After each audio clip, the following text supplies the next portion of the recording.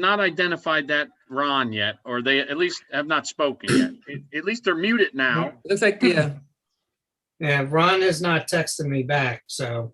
Oh, wait a minute. I'm going to remove this Ron. Let's see. Let me make.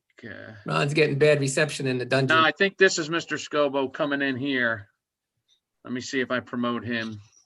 Ooh, is it dark? Mr. Scobo, is that you that I just promoted? Can you unmute yourself? Yes, sir. I'm sorry. I've been having trouble trying to get in, but I'm here. No Thank you. problem. I'm going to rename you now. Okay. We'll be in the dark. I think he likes his name, Ron Scobo. No need to name him. Eventually it's going to be all lit up, but. And then we got Ken, who's in the. All right, so I think we have That's everybody. Yeah. So let me get There's this. Ron. There he is. Chairman, are you about ready? I believe so. Do we have everyone that? Yes. All the board members are here, and I think most of the applicants are here. So let me start this whenever you're ready. All right. So good evening, everyone, and welcome to the March 4th, 2021 Hillsborough Planning Board public meeting. This meeting will be conducted virtually. All board members, staff, and consultants will be participating remotely. The public will be given an opportunity to participate remotely through the advertised Zoom link or optional phone number identified in the public meeting notice. Members of the public should use the raise hand feature in Zoom or press *9 if participating by telephone to indicate if you'd like to be recognized to speak.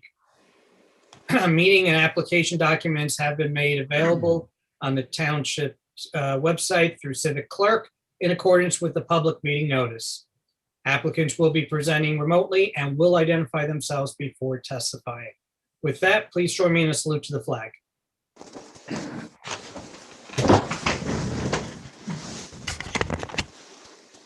I pledge allegiance to the flag of the United States of America and to the republic for which it stands, one nation, under God, indivisible, with liberty and justice for all.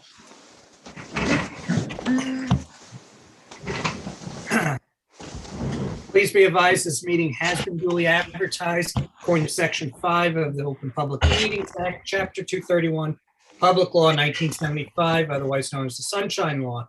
Notice of the 2021 annual meeting schedule has been provided to the officially designated newspapers, the Township Clerk, posted on the bulletin board at the Hillsborough Township Municipal Complex, and posted to the Township's website. Additional notice has been provided to communicate that the meeting is being conducted according to the governor's executive orders and pursuant to Public Law 2020, C.11, which allows for meetings to be conducted electronically, and pursuant to the local finance notices as recently established in the state of New Jersey. And with that, may I have a roll call, please, including professionals? Mr. Santoramita and Mr. Wagner are absent. Mr. Emick? Emick here. Mr. Ciccarelli? Here. Mr. Scobo? Here. Mr. Peason? Here. Mr. Hestag? Here. Deputy Mayor Delcor? Here. Mayor Lapani? Here. Vice Chair Julian? Here. Chair Sirachi? Here. Mr. Kinsler? Here. Mr. Maskey? Here. Mr. Euro? Here. And Mr. Bernstein? Here. Perfect, full house. So we do not have consideration of meeting minutes nor resolutions. We do have a minor planning board business. Looking to cancel the April 1st, 2021 meeting. We don't have any applicants or any matters that are pressing. We do have a couple of items that are going to be on the April 8th agenda that can easily be handled in a single meeting. So looking for a motion to cancel the April 1st, 2021 meeting. So moved, Peason. Is that April Fool? This is not April Fool's joke. I'll second it then. Excellent. Any comments from the dais?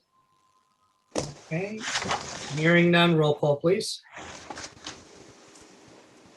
Mr. Emick? Emick, yes. Mr. Chicarelli, Yes. Mr. Scobo, Yes. Mr. Peason, Yes. Mr. Hestag, Yes. Deputy Mayor Delcor, Yes. Mayor Lapani, Yes. Vice Chair Julian, Yes. Chair Sirachi. Yes, next is business from the floor for matters that are not on the agenda. So if there's any comments that you would like to make to the board, not, regarding items that are not on this evening's agenda, please raise your hand. If you're in on Zoom meeting, or press *9 if you've dialed in through the phone. Again, please state your name and address for the record, spelling your last name, please. We have one coming in from We the do. phone. There we go. Hi, it's Maria Janusic, Janusic, 720 East Freck Avenue, Manville, New Jersey. And I'm also a Hillsborough Township property owner, Block 86, Lot 3, 2155 Camplain Road. Thank you. This is regarding another application to the Hillsborough Township Planning Board. That application is for Block 86, Lot 21. That property is owned by Hillsborough Township. The application is for a low-income rental housing development. There is, Hillsborough Township's governing body has an existing agreement to sell the property to a developer. And I wanted to find out if that property has been sold to the developer yet. I'm not sure that would be appropriate or information available at this meeting. I would suggest reaching out to the township administrator. The township administrator as to whether the property was sold or not?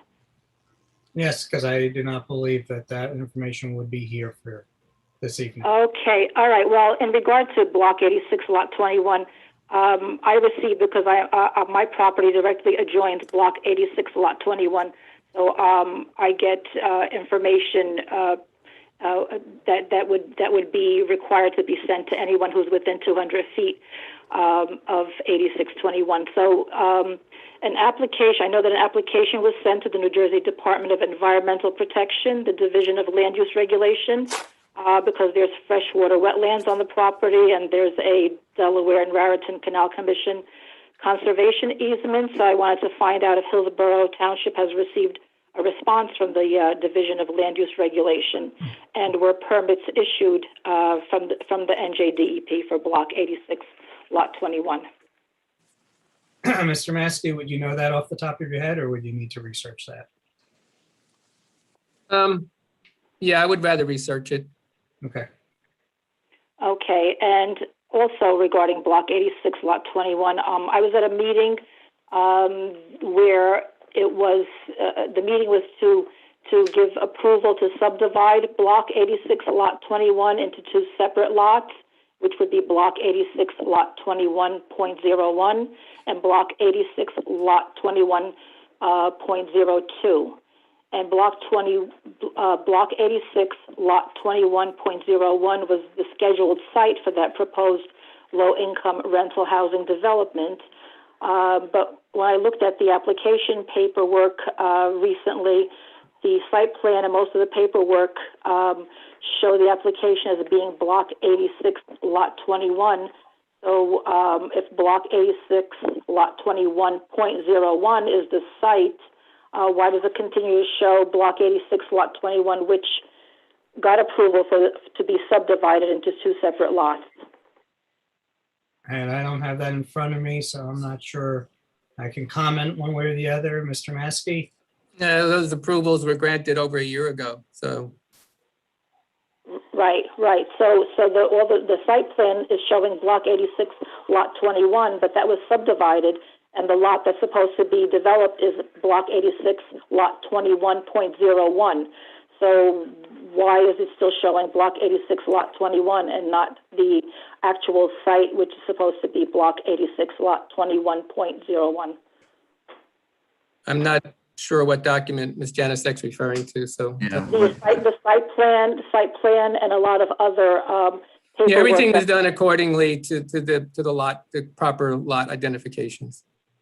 Yeah, I Okay, mean, you're telling me that, but I went to the planning office and I looked at the paperwork just recently, and it's still showing Block 86, Lot 21 on the site plan and on different paperwork. That's all a part of that application. yeah, unfortunately, I think this is gonna be a difficult question to answer or to settle. Perhaps you can bring in your documentation to show the discrepancy. Okay, who should I speak to when I bring it in? Who would have the tax maps? I'm assuming that would be Dave, would that be engineering? The Well, I tax think- maps are- Assessors. I think since the application is at the planning department, I would assume that I would have to speak to Mr. Maskey. So Sure. I'll Sure, come in and speak with Mr. Maskey. All right, fine. perfect. All right, thank you. Thank you. Thank you very much. Anyone else from the public that would like to address the board on matters not on this evening's agenda? I see none, Chairman. Nope, we will move on the agenda. We do not have any considerations of ordinances, so we will move on to this evening's application, which is a continued hearing from January 14th, 2021, without further notice. It's CP East Brunswick Incorporated, otherwise known as Seisner, file number -20-PB-05-MSPV. I think I will then, without going through the description, I think we will turn it over to the applicant's attorney, Ms. Walters. Thank you, Chairman. Good Ms. evening, Walters. everybody. Ms. Walters, this is Fred Kinsler. Are you going to be sharing your screen? Sorry to interrupt. Yes, I will. Okay, I'll make you co-host. Thank you. Sorry. Thank you. No worries. Just a couple housekeeping items before we really get moving. In the attendees list, Mr. Seisner is in there. He's going to be giving testimony. He's the principal of the applicant, so if we could move him over, that'd be great. Already done. Thank you. And then I know the transcript and my notes from the last hearing indicated that Deputy Mayor Frank Delcourt was not present on January 28th. So can we confirm for the record whether Mr. or Deputy Mayor Delcourt has listened to the transcript, read the transcript, or reviewed the audio file? So, Ms. Walters, yes, I did, and I submitted the form to our planning office this afternoon. Thank you very much. I appreciate that confirmation. Thank you for clarifying. Yep. Yeah, I same from Mr. Hestag as well, has submitted an affidavit that he's reviewed all the meetings. Fantastic. Thank you very much. I appreciate that clarification for the record. So as you know, my name is Sherilyn Walters. I'm an attorney at the law firm of MEAD, Davis & Goldstein. We are counsel for the applicant CP East Brunswick, Inc. Just going to do a quick recap introduction for purposes of the record, if you don't mind bearing with me for a couple minutes. As was mentioned earlier, tonight's hearing is a continuation of the board's hearing of this application for preliminary and final major site plan approval with bulk variances and design waivers regarding the property located at 420 Amwell Road, which is designated as Block 178, Lot 2, and 430 Amwell Road, which is designated as Block 178, Lot 3.01. The board began to hear testimony of this application on January 28th, which included testimony from our engineer, Mr. Ford, our architect, Mr. Roncati, and our sign expert, Mr. Crawford. The applicant did not finish its presentation that evening, and the application was carried to this date with an announcement that no further notice would be provided. And to that end, I'd like to note for the record that I understand the board utilizes the same Zoom meeting link and dial-in information for all of its meetings, and thus tonight's hearing is being conducted via the same Zoom meeting login as was the January 28th, 21 hearing. After the hearing in January 28th, and consistent with my representation on the record that evening, the applicant subsequently provided a written extension of the board's time to act on this matter until March 31st. And under cover letter dated February 1st, I also forwarded a copy of the document that was marked as Exhibit A11 during the January 28th, 21 hearing. You may recall Exhibit A11 was presented as a substitute for Exhibit A07, which I had mistakenly marked and submitted. A copy of Exhibit A11 is now part of the application file, together with the application's Exhibits A01 through A10, which had been pre-marked before the January 28th hearing and submitted to the board and posted on the board's website in advance thereof. In addition, under cover letter dated February 19th, 2021, we delivered a signed package to Ms. Paget's attention via overnight delivery. So that package was on file at least 10 days prior to tonight's hearing. On that date, we also delivered electronic copies of that submission to Mr. Bernstein, Mr. Maskey, and Mr. Euro. Mr. Maskey subsequently issued a March 1st, 2021 supplemental report regarding the signed package, which we will be discussing this evening. And in anticipation of tonight's continuation hearing, we also have pre-marked and pre-submitted 7 new exhibits, which will be presented to you during the course of the evening. Those exhibits are marked A12 through A17, and they were delivered to Ms. Paget under cover letter dated February 25th, 2021. The new exhibits, along with the signed package submission, all have been posted to the board's website with the other application documents and the applicant's previous exhibits. With respect to the new exhibits, Exhibit A12 is a revised exhibit list, which identifies all previously submitted exhibits and the 7 new exhibits. You can see a copy of that is on file, and I'm happy to share that on my screen if everybody wants to see it. It's merely marked for identification purposes, and it identifies all of the exhibits. As you will hear through testimony tonight, Exhibits A13 and A14 show the clock tower elevation and rendering without any signage, as we had previously discussed. These exhibits are intended to replace page 3 of Exhibit A06 and also replace Exhibit A08, respectively. The balance of the new exhibits relate to the proposed sign package and are identical to the February 19th, 2021 sign package submission I mentioned earlier. We've simply broken that package into its component parts and separately marked each part as an exhibit for ease of reference during the virtual meeting. Our witnesses this evening will be as follows: Mr. Gary Dean, traffic engineer; Conrad Roncati, our architect; Richard Crawford, our sign expert; Mr. Seisner, and then our planner, Leah Fury-Bruder. A signed affidavit of oath for each of these witnesses is on file with Ms. Paget. Our environmental consultant from Equal Sciences, Mr. Kudazakis, is not with us at the moment, but he is handy on standby if we need him. At the last hearing, as we noted at the last hearing, we don't anticipate the need for him to testify, but there is an affidavit of oath on file for him as well, just in case. We will be, and just to give the board an idea of what we're planning to present tonight, we're starting with our traffic engineering testimony from Mr. Dean. We'll then circle back to testimony relative to the sign package, as I anticipate that's where most of the conversation is going to lie. We'll hear a little bit from Mr. Roncati regarding the revised clock tower renderings, some more from Mr. Crawford and Mr. Seisner regarding the sign package, and then we'll close out with Ms. Fury-Bruder regarding the various variances, design waivers, including the sign package. So with that recap, I appreciate the indulgence. We're ready to begin our testimony. Of course, I reserve the right to respond to comments of the board and the public, provide rebuttal testimony as may be needed, and I would reserve the right to make a closing statement before the board's deliberation and vote. So that we're going to move into Mr. Dean. Gary Dean is present. Mr. Dean, can you state your full name for the record, and may he please be sworn? Yeah, Gary, let me just swear you in before you get going, all right? Of course. You swear any testimony you give tonight is going to be the truth, the whole truth, and nothing but the truth? Yes, it is. And now for the record, if you'll just state your name. Certainly. It's Gary Dean, D-E-A-N. Professional address is 181 West High Street in Somerville, New Jersey. Thank you. Mr. Dean, you are an engineer with an expertise in traffic engineering, is that correct? Correct. And I've appeared before this board and in this community for the past 30 years on numerous applications. And I started with this particular application in 2016 when the applicant was first considering an alternate development for this site. And I think my most recent appearance before this board, if memory serves, was probably within the past 2 or 3 months. I can't recall the application. I'm a professional engineer in New Jersey, and my license is currently in good standing. And my specialty is traffic engineering and municipal consulting for traffic-related matters. Thank you. Chairman Sirachi, if you would like us to further qualify Mr. Dean, we would do so. But given the familiarity I believe Mr. Dean has with, or the board has with Mr. Dean, I would just ask that he be qualified as an expert in traffic engineering. Okay, as long as no one from the board has any exceptions. Okay, I see a bunch of head shaking no's, so we will accept you again, Mr. Dean. Thank you, Mr. Chairman, board members.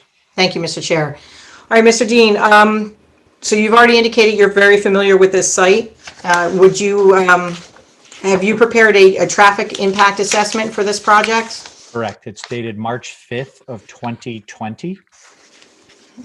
And what did you do to prepare for that report? As the board is aware, and I'll do my best to be succinct, our report consists of the traditional traffic engineering construct, which involves conduct of counts during peak traffic hours during the weekday, in the morning and the evening. For any members of the public or board who are interested, our traffic counts were done, I believe it was November of 2019, so they were certainly pre-COVID conditions. And I would submit they're representative of typical peak hour traffic activity that we observed and experienced along Route 206 and along Amwell Road.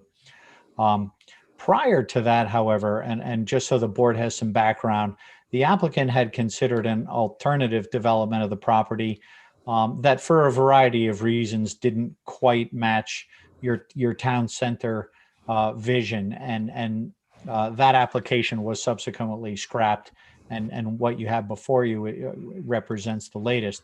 But with that, we attended a meeting at DOT to discuss the nature of ingress and egress to the subject property.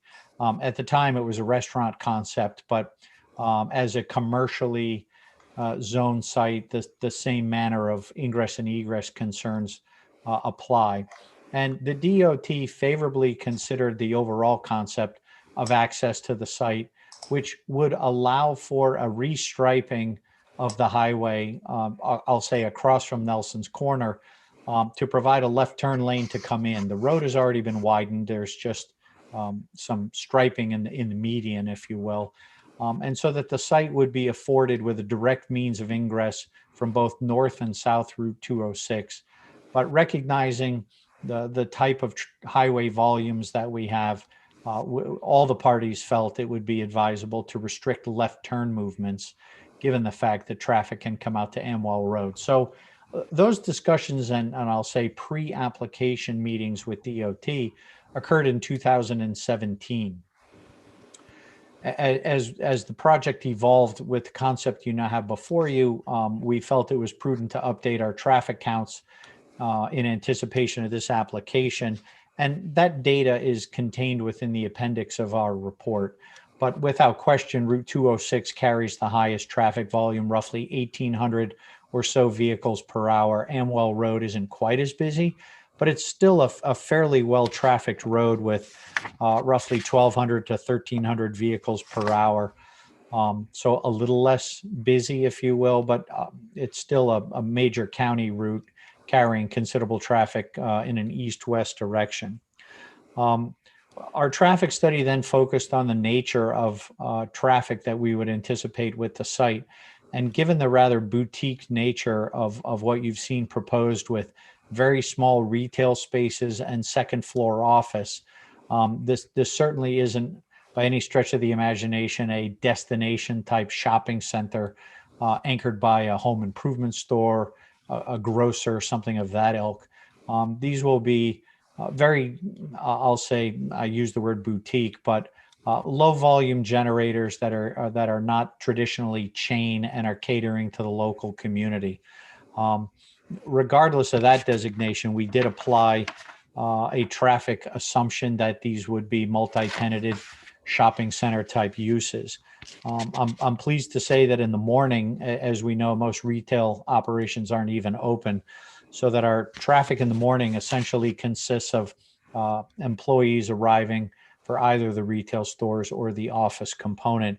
And then our generation is about a dozen vehicles. I mean, it's a one car every 5 minutes. So it's a very innocuous type traffic impact, particularly when we contrast that with the activity on Route 206. In the evening, our volumes are about 40 vehicles per hour, 36 in, 46 out to be specific. And obviously that traffic is oriented to and from the highway. But because of the left turn restriction, we did conservatively assign that our traffic would by and large turn right out onto Amwell Road and then come back to the highway. This type of traffic impact, usually traffic engineers are looking at impacts of 100 peak hour trips as having the potential to impact roadway systems, traffic signals, things of that nature. This site is well below that threshold. So as a result, our litmus test, if you will, is described as levels of service. And our findings were that we would have very favorable levels of service B and A on Amwell Road, and levels of service C on the highway, which are great, candidly, for peak hours coming in and out of the property. And most importantly, that there would be no detrimental impact to the neighboring driveways. In our traffic counts, we looked at the Mavis Auto Center driveway, which is generally located opposite the site, and also the southerly driveway to I'll call it the Bottle King Plaza, but it's the retail plaza directly to our south, with no change in level of service due to the minimal impact associated with the site. Our plan features, and I know there's been some discussion, a tertiary access to the adjoining Bank of America property, and that easement was established, my understanding, many years ago, that allows Bank of America traffic and their parking lot, of which this site comprises a portion, an alternate means to get to Amwell Road. And from an overall transportation planning and land use planning perspective, having interconnections between commercial sites is generally advocated because we know that people will travel between the sites, even if it's a minimal number, and it saves them from having to exit onto the public streets and then immediately turn into the adjoining driveway. And that cross connection has been featured, which allows the subject site traffic to at least exit out to the Bottle King site. And if any motorists either want to patronize the stores within that plaza or avail themselves of the traffic signal from the Bottle King on Amwell Road, which aligns opposite the post office, they would have the ability to do that. We have submitted our access application to NJDOT. It was deemed complete in mid-December of 2020. We are within the next 2 weeks, 3 weeks, expecting perhaps not our permit. I think that might be ambitious, but at least our initial set of DOT review comments that are principally technical in nature, either striping comments or how to manage traffic during construction, things of that nature. But given that we did have a pre-application meeting with the state and that the design that's been submitted conforms to that, I expect no major issues from DOT. I do acknowledge that we received a review from the county that wishes to restrict our lefts out onto Amwell Road. We have, I'll say, challenged that direction, given that literally every other driveway between Route 206 and Amwell Road, and the signal at Bottle King all permit direct left turn ingress and egress.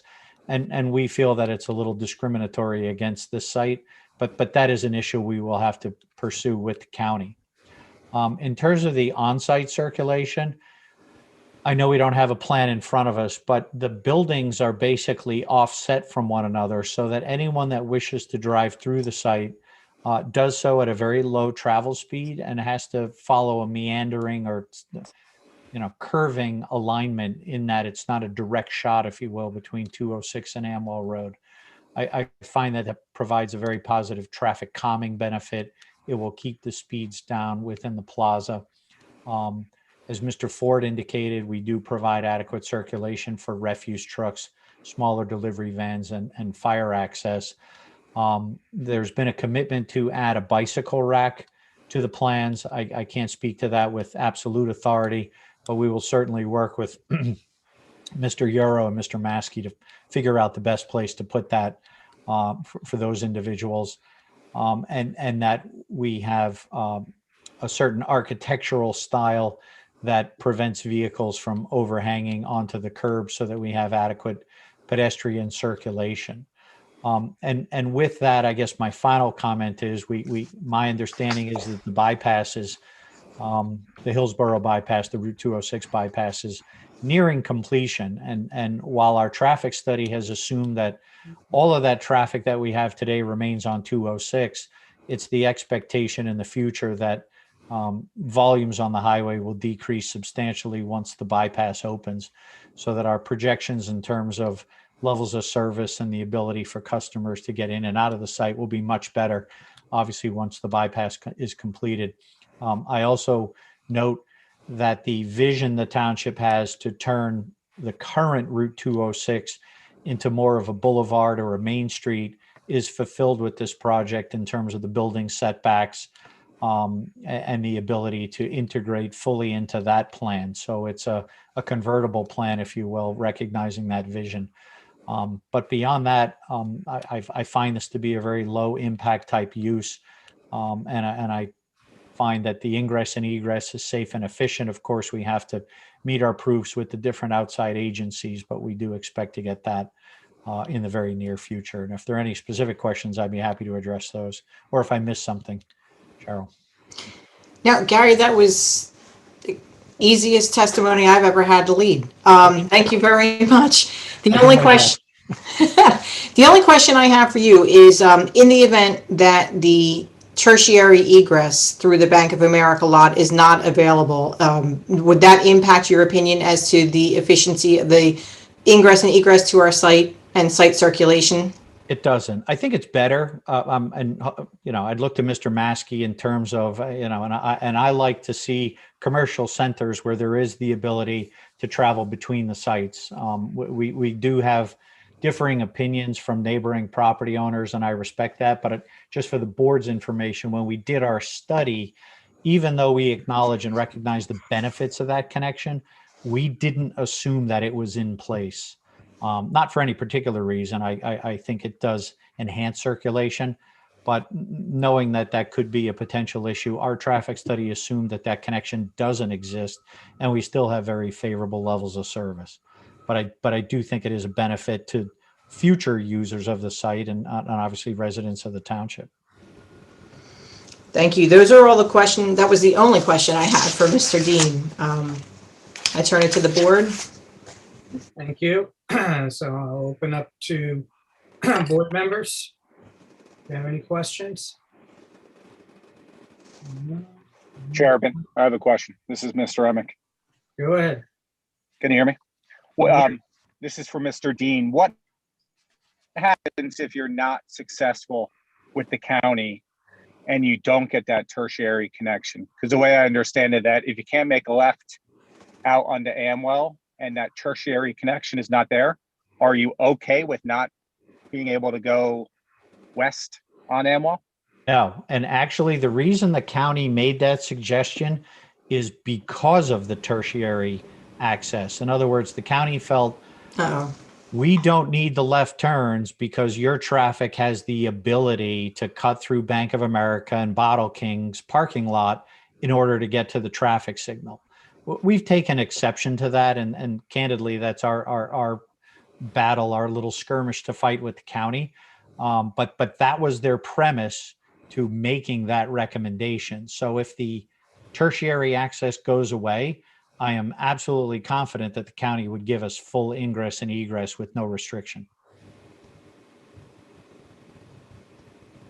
Mr. Chair, Bob Euro.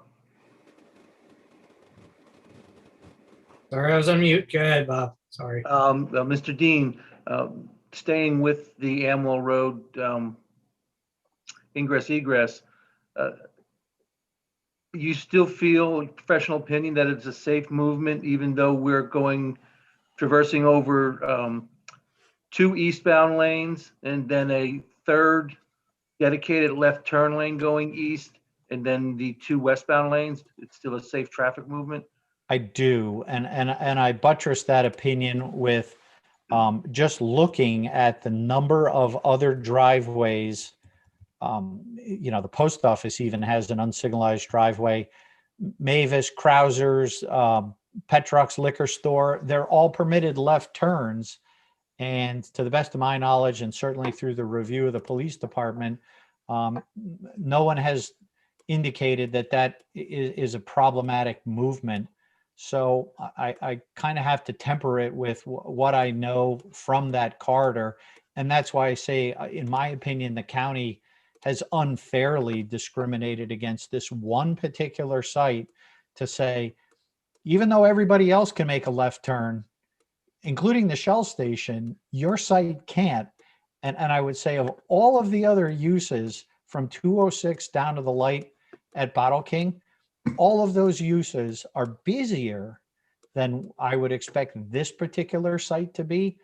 I find that a very puzzling requirement from the county, and that's why we continue to pursue it. But candidly, I look at, you know, as I said, for example, coming out of Mavis, that movement is across the same number of lanes, Mr. Euro, as our site would have. Coming out of Krauser's, you know, the same type of movement. So I don't find it inherently unsafe. I haven't evaluated site distance because to me, that's the most important consideration of safety. And knowing that the applicant controls the vegetation that's currently overhanging Amwell Road and can clean that up, if you will, I am absolutely confident that that left turn movement can be made safely without question. Thank you. You're welcome. Anyone else on the board? Okay, I will entertain a motion to open the public. So moved.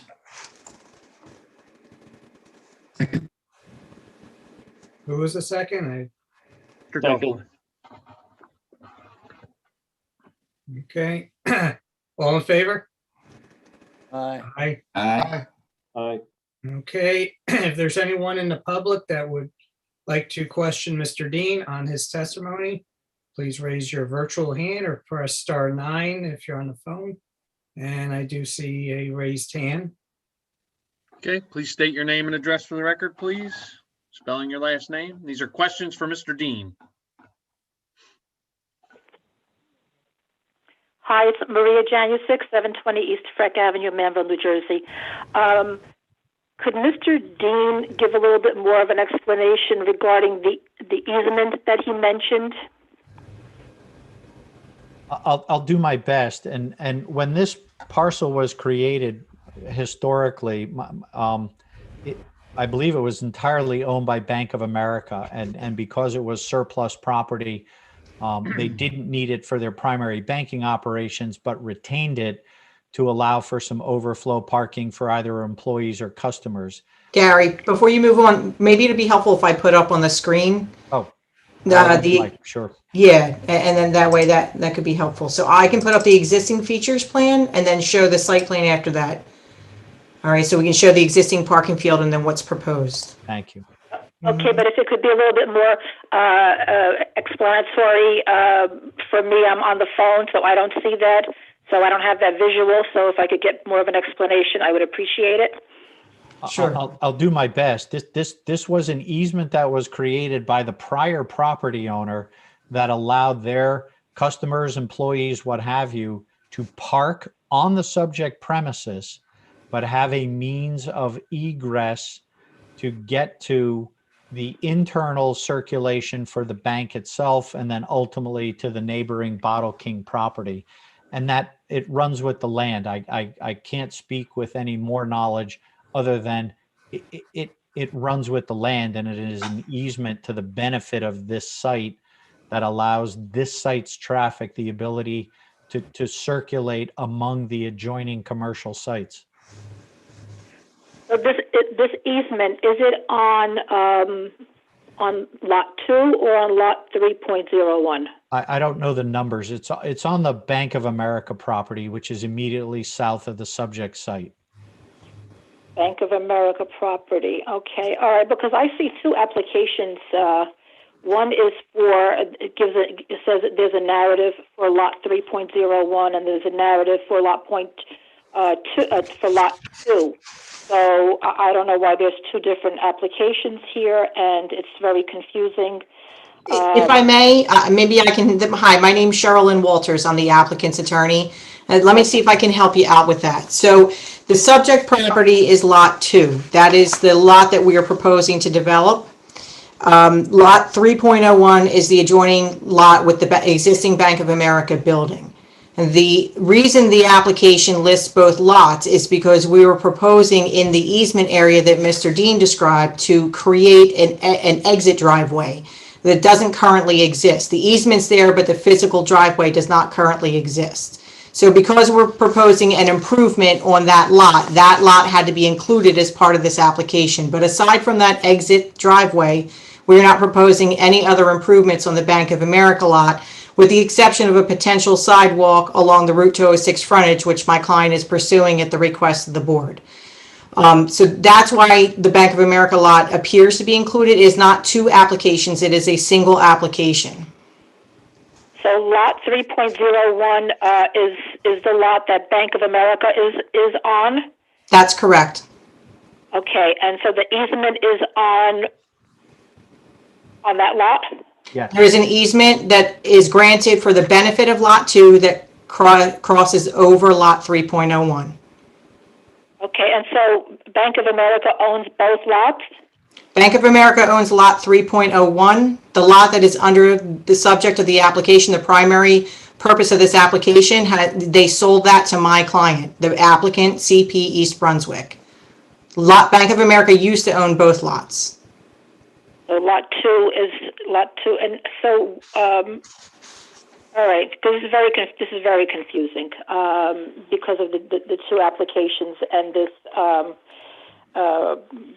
easement that's a part of all of this. All right. For now, thank you. Okay. Again, it's a single application. It just involves two separate lots. Yeah, well, yeah, but it's confusing because if it's just for the one, then what you, all right, I'll continue listening and see if I have further questions. Thank you. Okay, thank you. Thank you. Anyone else from the public that would like to question or Mr. Dean on his testimony? I see no others, Chair. No. Okay. Thank you, Mr. Dean, for now. You're welcome. Thank you for your time tonight. Thank you, Gary. I'll be here in case there are more questions. I'm just going to mute and go dark. Our next witness this evening, we're going to circle back really briefly with Mr. Roncati. Conrad Roncati is our architect. Mr. Roncati, would you please swear him in for purposes of this hearing? Yeah, no problem. Do you swear any testimony you give tonight is going to be the truth, the whole truth, and nothing but the truth? Yes, I do. And just for the record, could you state and spell your name, please? Conrad Roncati, R-O-N-C-A-T-I. Thank you. Thank you. Thank you. Mr. Roncati, you were present at the January 28th, 2021 hearing on this application, correct? So to speak, yes. We were Okay, and virtually, of course. And Mr. Chair, I submit to you, Mr. Roncati was accepted as an expert in the field of architecture at that hearing, and I would assume the board continues to accept him as such. Yes, I'm assuming nothing has changed, Mr. Roncati. No, sir. Okay, so we will continue our acceptance. Thank you, Mr. You may Chairman. proceed. Thank you, Mr. Chair. Mr. Roncati, the last hearing, there were a lot of discussions about signage, and we had some testimony from yourself and from our next witness, Mr. Crawford. But your office was responsible for preparing the clock tower renderings, correct? Yes. And then since the application was heard the first time, we've made adjustments to the clock tower. Is that correct? Yes, so I was asked by my client to remove the proposed signage that was on the clock tower. As I hope everyone recalls, the clock tower is at the center of the site. There was a signage proposed on two facades facing each of the subject streets at our entrances. And after discussion about signage post-meeting, I was asked to remove that signage. I submitted a new signage drawing dated February 11th, 2021, and it's still sheet A103, but it shows the new 4 elevations of the signage. So for the record, we did pre-submit that marked A13, and if it's okay with the board, I'll share my screen so you can see that now.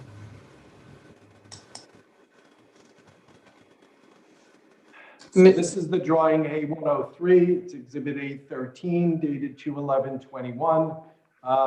The right side elevations, the right side and left side elevation, so the second from the left and the elevation all the way on the right, previously had signage bands that were approximately 15 feet tall. Those have been eliminated in their entirety.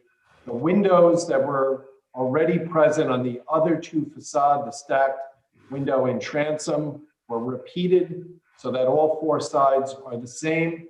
We have a clock face on the north and south facades, which are called front and rear. And instead of replicating four clocks, we added a trim detail that recalled the half-round shape of the former design. So this is exactly the same clock tower, same base, same top, same clock, same height, same materials. We took off the signage and we added four windows, essentially two stacked windows. And then if I could just quickly call your attention to another modified drawing. We submitted a rendering on the first night of the hearing. This rendering reflected that clock tower. So we made an amendment to this rendering. It's called Perspective 2. It also carries the February 11th, 2021 date. And again, you will see that the signage has been removed on the right side face of the tower, replaced with the identical window pattern that exists on the other sides. And everything else in this rendering is exactly the same as it was the first time around, reflecting the proposed building, its detail and materials, all of that the same. The only thing we're looking at here is the revised clock tower. And that Perspective 2 updated rendering was pre-marked A14 for the record. That is all I have for Mr. Roncati. If anybody has any questions for him, or if you'd like me to stop sharing my screen, I can do that. I have just two questions, Chairman. Go ahead. Mr. Roncati, and I don't think if this was discussed last meeting, I missed it, so pardon my ignorance if I did. Is the clock tower hollow all the way up through the center of that, or is there is right above where the people would be? And the window area would be a boxed empty zone, or what is the construction of that tower? We were thinking that there would be a ceiling immediately above the archway on the lower level, and that the area where the windows are located would not be open to the pedestrian down below. Okay. It's So not light would just occupiable, filter. certainly. It's a good question. So it would just be a light filtered area that is. And then my second question, I don't think it was, is the clock emit any chimes or bells or anything on the hours, or is it just a quiet clock? No, we never discussed that, to be honest with you, sir. I'm not sure how to answer that. I don't think the intention was to have a chiming clock. But if the board would prefer that or prefer not to have that, we would certainly. I'm not asking for a preference, just a clarification so that we what we're getting ourselves into. So yeah, I'm sorry, it just wasn't something that was discussed. Okay. That's all I have, Chairman. Mayor, I'll see if I can get an answer for that question for you before we're done. Okay. I have a question, Mr. Chairman. Yeah, Mr. Massey. We were curious. This is obviously going to be one of the higher points in town center. And before long, someone's going to see it as a great site for a 5G small cell antenna. As you probably know, clock towers are an excellent vehicle for stealth placement of antenna. Is it designed in such a way that it could accommodate an antenna inside the tower without showing, obviously? Yeah, I certainly think that cupola at the top could certainly function in that manner. It's got a considerable amount of glazing versus a solid wall. So I'm sure that could be a good location for that. Yeah, just something to think about. I don't know if you have to change the materials in any way to accommodate it, but obviously I don't think you'd want to see an antenna box on the outside either, but. No, but if we could Just looking conceal ahead. it, I'm not averse to that at all. We'd certainly like to accommodate that if it's good for the community. Thanks. Great idea. Thank you. You? Any other questions from the board? Okay, I will open it up to the public. If anyone from the public would like to question this witness on his testimony, please raise your virtual hand or press *9. I see we have a hand raised. Mr. Kinzer. Okay, please state your name and address for the record, please, and questions for this witness. Hello, it's Maria Janusik again. So what is the purpose of this clock tower right now? Aesthetics. Aesthetics, so it's just decorative. Well, we've recognized that the planning protocols in the document, the master plan put out by the municipality is encouraging a downtown environment. We felt that the incorporation of the clock tower at the center of the site certainly starts to reinforce the idea that this area is a downtown part of the community. It also provides an element, aesthetically pleasing element, we believe, at the center of the site, and is also part of the pedestrian experience and the pedestrian path from one building to the other. And what is the height of this tower? It's 42 feet. 42 feet. Okay, thank you. Excuse me. Thank you. Thank you. Anyone else from the public that would like to question this witness on his testimony? I see none, Chairman. Nope. Thank you, sir. Mr. Riccati. Thank you, everyone. Thank you, Chairman and Board. That's all I have for Mr. Roncati. Thank you, Mr. Roncati. Don't go far in case something else pops up. All right, our next witness, we're going to bring Mr. Crawford back for a few minutes. If you could please have Mr. Crawford sworn. You swear any testimony you give tonight is going to be the truth, the whole truth, and nothing but the truth? I do. And for the record, could you state and spell your name, please? Richard Crawford, CRAWFORD. Thank you. Good evening, Mr. Crawford. Thank you for joining us again. Mr. Chair, at the last meeting, we qualified Mr. Crawford as an expert in signs. Mr. Crawford, has anything changed with your background or your experience or credentials since that time? No. Okay, so I would ask the chair just to confirm that he's still being considered an expert in signs. It's confirmed. You may continue. Thank you. All right, Mr. Crawford, as you were aware, you were at the last meeting, correct? Yes. All right, and then at that meeting, we had some discussion about signs. You gave some detailed discussion or testimony regarding the tenant signs and the monument signs. I know we've made some adjustments to the monument signs and we've some additional information regarding the proposed tenant signs. So I'm just going to ask you to explain in a little bit more detail the tenant signs and walk through what's been pre-marked as Exhibit A15, 16, and 17, which are documents that you prepared. Sure, I'd be happy to. As you mentioned, we've made some revisions and some refinements to the sign designs. I think it now works for the center, for the tenants that are going to be in there, and for the town. So I appreciate the board's consideration of the signage package as it stands today. So I think we have A15 first, which are the tenant signs. Yes, sir. And there they are. And this is a refinement. This is to try to explain what I was talking about last time, which maybe it wasn't clear. What we're proposing is sign area or signage no larger than 22 square feet. And that's the red dotted line. The rest of it is the blank staging panel that I referred to last time. So no sign will be larger than that parameter. And if a tenant has a certain logo or lettering, it will all fit within that space. So I just wanted to make that clear, and that's why we changed that first design to illustrate that for the board. if you could go to page 3, then I grabbed some photos of a project we did in West Windsor that I referred to previously, where we used the same technique with a 3x12 staging panel, but the signage was all inside that. And the panel is both practical because it holds the LED power supplies and the wiring, and it eliminates the need to make a lot of holes in the facade.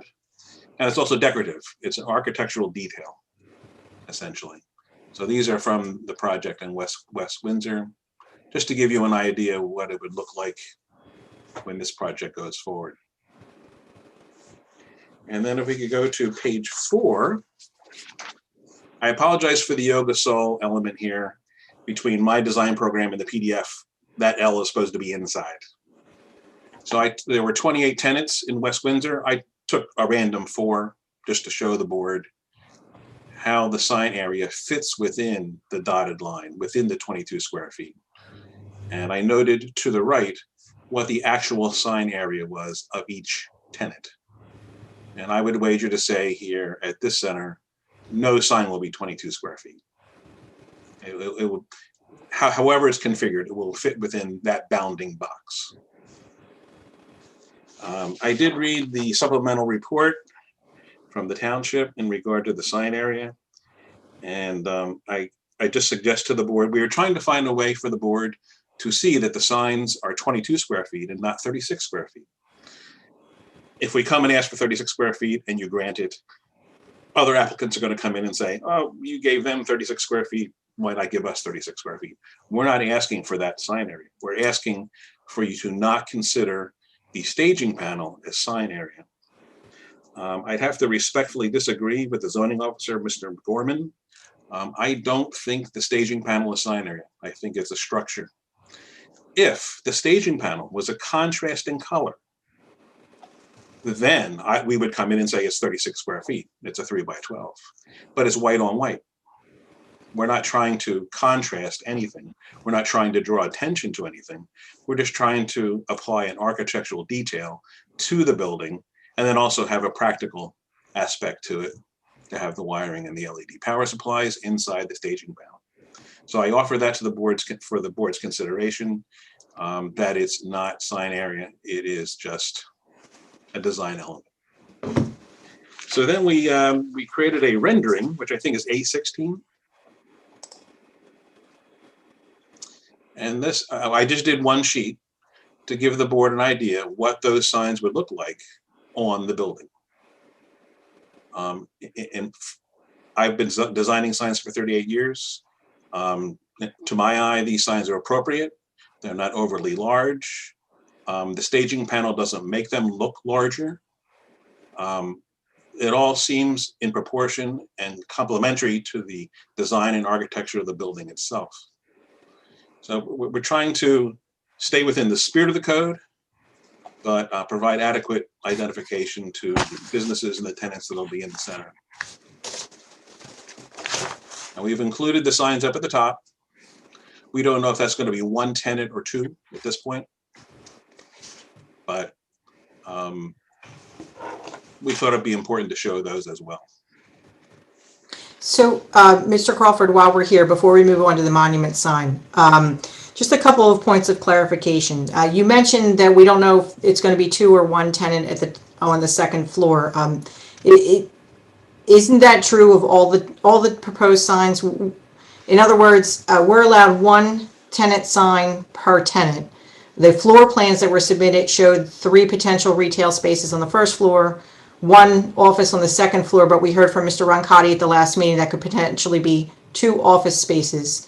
So really what we're saying to the board is we're looking at up to a certain number of signs depending on how many tenants we end up having. So when you say there's... Yeah, that's correct, yeah. Okay, so right now we're allowed, based upon Mr. Conrad's testimony, even though the floor plan didn't show 2 office spaces on the second floor, assuming we would have 2 offices and 3 retails in each building, we would be allowed 10 tenant signs, correct? Correct. Okay, and we're proposing a total of 22 tenant signs between the 2 buildings. Is that correct? That is correct. But not all of those signs exceed the sign size limitation. Is that correct? That is also correct. Okay. And are you able to walk through real briefly, maybe not the exact location of the signs, but kind of a breakdown of how many signs would exceed, would be approximately 22 square feet as you're indicating versus the signs that do not exceed the 20 square foot limitation? I'll give it a shot, as we were looking at that this afternoon. For building 1, the building towards Route 206, you have a total of 10 signs proposed. 6 are compliant and 4 are not. 4 are the 22 square foot, what we're calling 22 square foot. And all 4 of those are first floor signs? They're all for first floor, excuse me. There would be 3 across this elevation, and then there's one around the corner to the left on Route 206. That's not shown here. That is also the 22 square foot sign for the corner tenant. And on that particular building, well, I guess on both buildings, all of the signs that are proposed above the second windowsill, which we know is another variance, Mr. Maskey, but we'll get to that later. But all of the proposed signs above the second story sills, they are all compliant in size, are they not? That is correct. At approximately how many square feet? 15 square feet. Okay. And with respect to building 2, how many total tenant signs? I'm calling building... 2 is the one towards Ammo Road. Yes. Yeah. And there we have 12 potential signs. And how many of those signs would be compliant versus non-compliant? So we have 8 that are compliant and 4 that are not at the 22 square feet. Okay. So in total, we're suggesting 14 of the proposed up to 22 signs would comply. And the variance for the size would be obviously for the 8 remaining signs. Yes. And there the variance is 2 square feet. All right. All right. Did you want to talk about the monument sign next? Sure. So we listened to what the board had to say, and I talked to the applicant, and we decided to make the monument signs uniform, make the signs smaller, and make the signs shorter or lower. So this shows the signs that would be on both road frontages. They're 50 square feet. I don't remember what the previous sign area was, but it was over 60. We're at 7'4" to the top. If the board prefers, the roof could be taken off. It's not sign area, but it's a decorative element, and I think sort of the design is ruined if you take the roof off, the copper roof that's going to match what's on the building. We're showing the tenant inserts with an opaque dark green background and white letters. And then that top section, that's not a white rectangle illuminated. They are halo lit dark green letters. They're channel letters with backlighting. So you're just going to see a wash of white light behind the green letters. The sign locations don't change, but we've downsized everything based upon what we heard from the board last time. I think this is adequate to give identification to the tenants. I previously testified that it's critical that the tenants have identification on both roadways. Whether I agree with it or the board agrees with it or Mr. Seisner agrees with it, I can tell you from 38 years in the business, tenants want this exposure. They desperately want it. And this helps make the center work. Otherwise, the lower section, the lower section where the tenant panels are, that is internally illuminated. So there's LED lighting inside. Only the white lettering shows at night. Okay. Just looking at one thing. I could ask a question during your pause. Sure, Mayor. I'm done with all my questions. Do you want me to leave this screen share? Yeah, leave that screen up. So obviously you're proposing, possibly 10 tenants. Suppose the number is less. Did the size of the sign stay the same? So just be instead of 10. An excellent question. So if there are 8 tenants, what do we do? The dividers are removable. we can reconfigure things. And if the center starts out with 10 tenants, that's what you're going to have. If it starts out with 8, things can be reconfigured before construction. Things can be reconfigured after construction, actually, too. So they're rigid metal dividers, but they can be adjusted. Well, will the size of the signs then still be compliant if they're back? Well, Mayor, if I may, I just want to make sure we're being clear. Are you asking about the size of the tenant panels on the monument sign or the size of the tenant signs on the building? So you have tenant 1, tenant 2, tenant 3, tenant 4, right? So you have 10 names possibly there. Right. Now you do your fit out and you have 8 tenants instead of 10. Do you reconfigure the panels to make those signs the same and just have a blank space, or are you looking to take up the whole bigger? And if that's so, become compliant with the size of the sign? Is my question. Right. So the sign itself is not a permitted sign. I know Mr. Maskey in his report gave some detail about what monument signs, what is permitted with monument signs, where they are permitted in town. So I don't know necessarily that it becomes compliant versus non-compliant because the sign itself is not permitted. But as far as the tenant faces are concerned, Mr. Crawford, I think what I'm hearing you say is that the internal metal channels on which the tenant panels are, through which they're inserted, can be adjusted and changed. So the sign face would stay the same size. It's just the tenant names would change. The tenant name letters size would change to a certain extent. Yes, you have 2 ways of going. You can adjust everything and show only 8 tenants, and then each insert incrementally gets a little bit larger. Or the owner just says, I'm going to stay with the 10 tenants and we'll have blanks, because you never know what's going to happen with the tenants going forward, you know, from year to year. I've seen it done both ways. All right, so I guess my question, maybe I'm asking it wrong, is the panel that says tenant 1, if it's larger, if it becomes the size of tenant 1 and 3 combined, is that particular sign going to be bigger?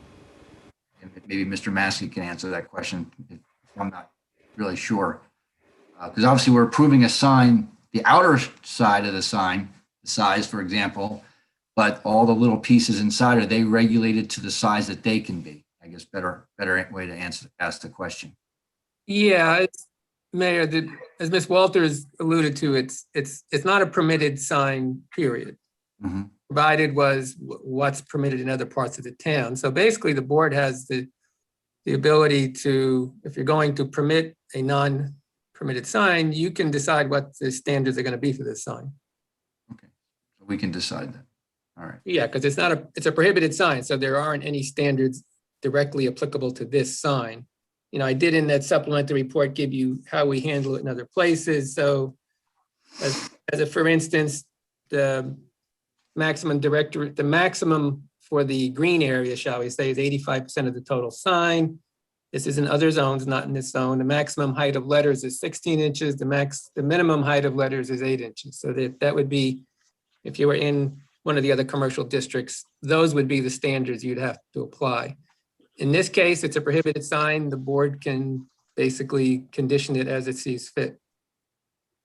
So I think based upon the fact that we don't know who the tenants are going to be or how many we're going to have, what the applicant would be asking for is that you approve the sign as we're showing it. And of course, if the tenant number changes over time such that the sign can be altered and it's altered in such a way that it requires further relief, we would be back before the board at that point. But I don't necessarily know that Mr. Seisner anticipates less than, say, 6 total tenants at this point.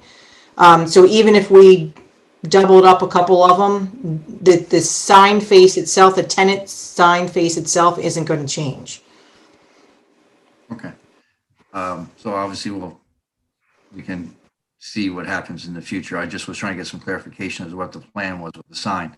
And with regards to we'll call the, on the store, the larger signs with the letters. So the illumination at night will just be the wording of the let's say the letters, yoga, soul, nothing else would be illuminated at night. The backing, and all that will stay dark. That is correct. The background it's aluminum, basically. It's blank. So only yoga soul illuminates at night. That is correct. Okay. That's all I have, Chairman. Thank you, Mayor. Any other members? Chairman, one question for me along similar lines. So I know that on the second floor, that could be one tenant, and then you would have one sign then, I assume, rather than two up there. On the first floor, would there be any scenarios where you're sort of creating a sort of a double suite, or are those going to be three distinct? So there'll always be three separate tenants on the ground floor. I think that's a combination. The answer to that is a combination of me and Mr. Crawford. So I'll start with me. The testimony at the prior hearing was that the space has been designed for up to 3 tenants on the first floor, but there's the potential that we could have 2 tenants, or if Mr. Seisner is lucky enough to have a tenant who wants an entire space, there would be 1 tenant. So then the number of signs would be reduced commensurate. That's what I want to confirm. Correct. Yes. Chairman, I have some questions. Go ahead. Okay. Just want to get a clarification on the numbers of signs. So you said 14 of the 22 signs would comply, correct? In terms of size? In terms of size, yeah. Okay, so that leaves you with 8 oversized, which would be, I'm guessing, the 4 on each first floor. Is that right? So that's 8? Yes. So where are the other 14 signs located? All right, I'm going to stop sharing my screen for a second. Just give me a second. I can pull up the prior rendering, which I think we used to go over that.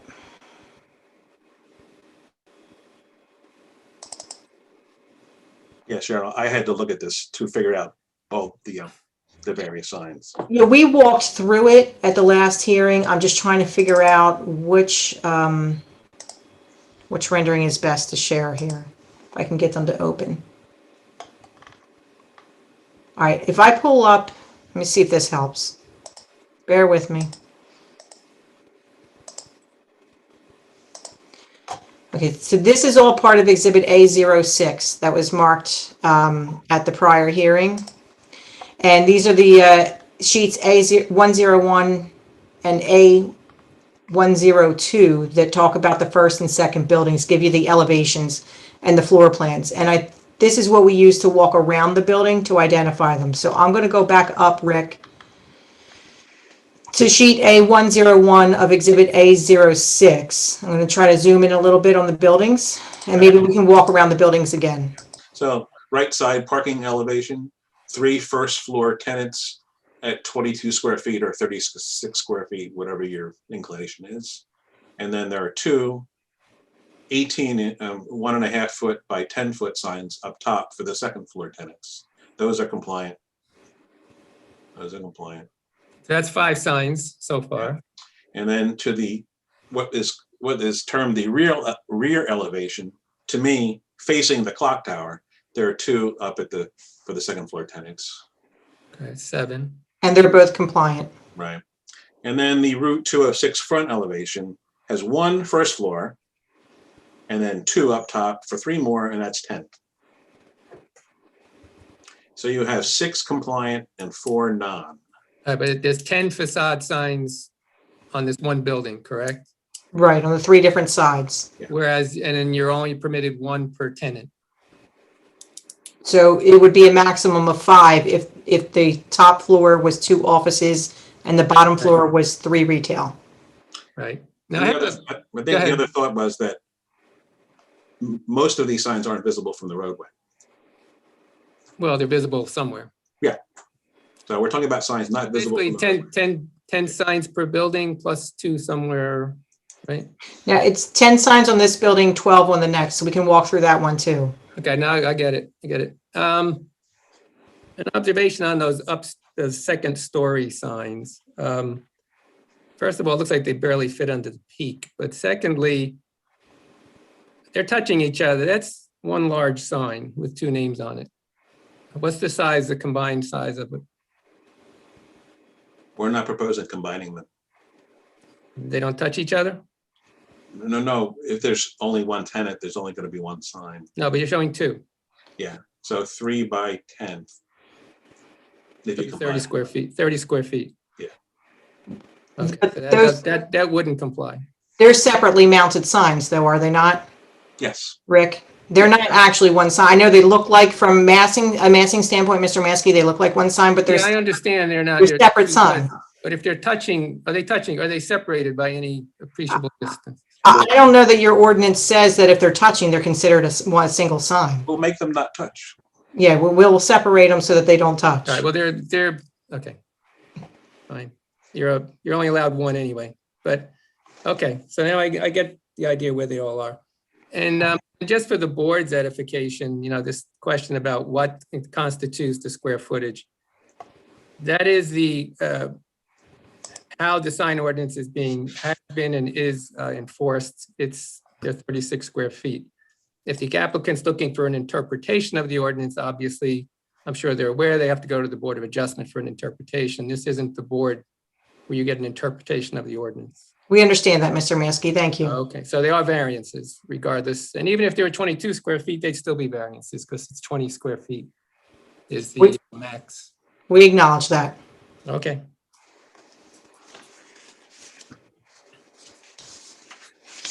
So basically, from the last sign package, and correct me if I'm wrong, all you've done is remove the clock tower signs and you've made the freestanding signs uniform and slightly smaller. The signage on the buildings is exactly the same as it was before. That the board had several comments on the first time around, correct? You didn't change the facade signs on the buildings. That's correct. You didn't reduce the numbers or the size, correct? That's correct. Thank you.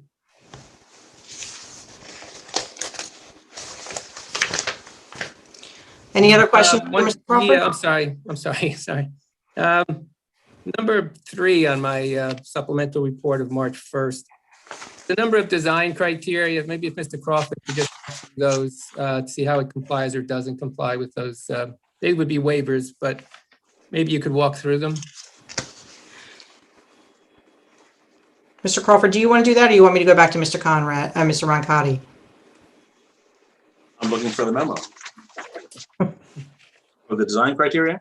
Yeah, they're specific to the signs, the lighting and that sort of thing. Yeah. Well, I know that the illumination will comply with the illumination criteria of the town. I'm familiar with it and have dealt with it previously. There's some conflict between white and not white being approved.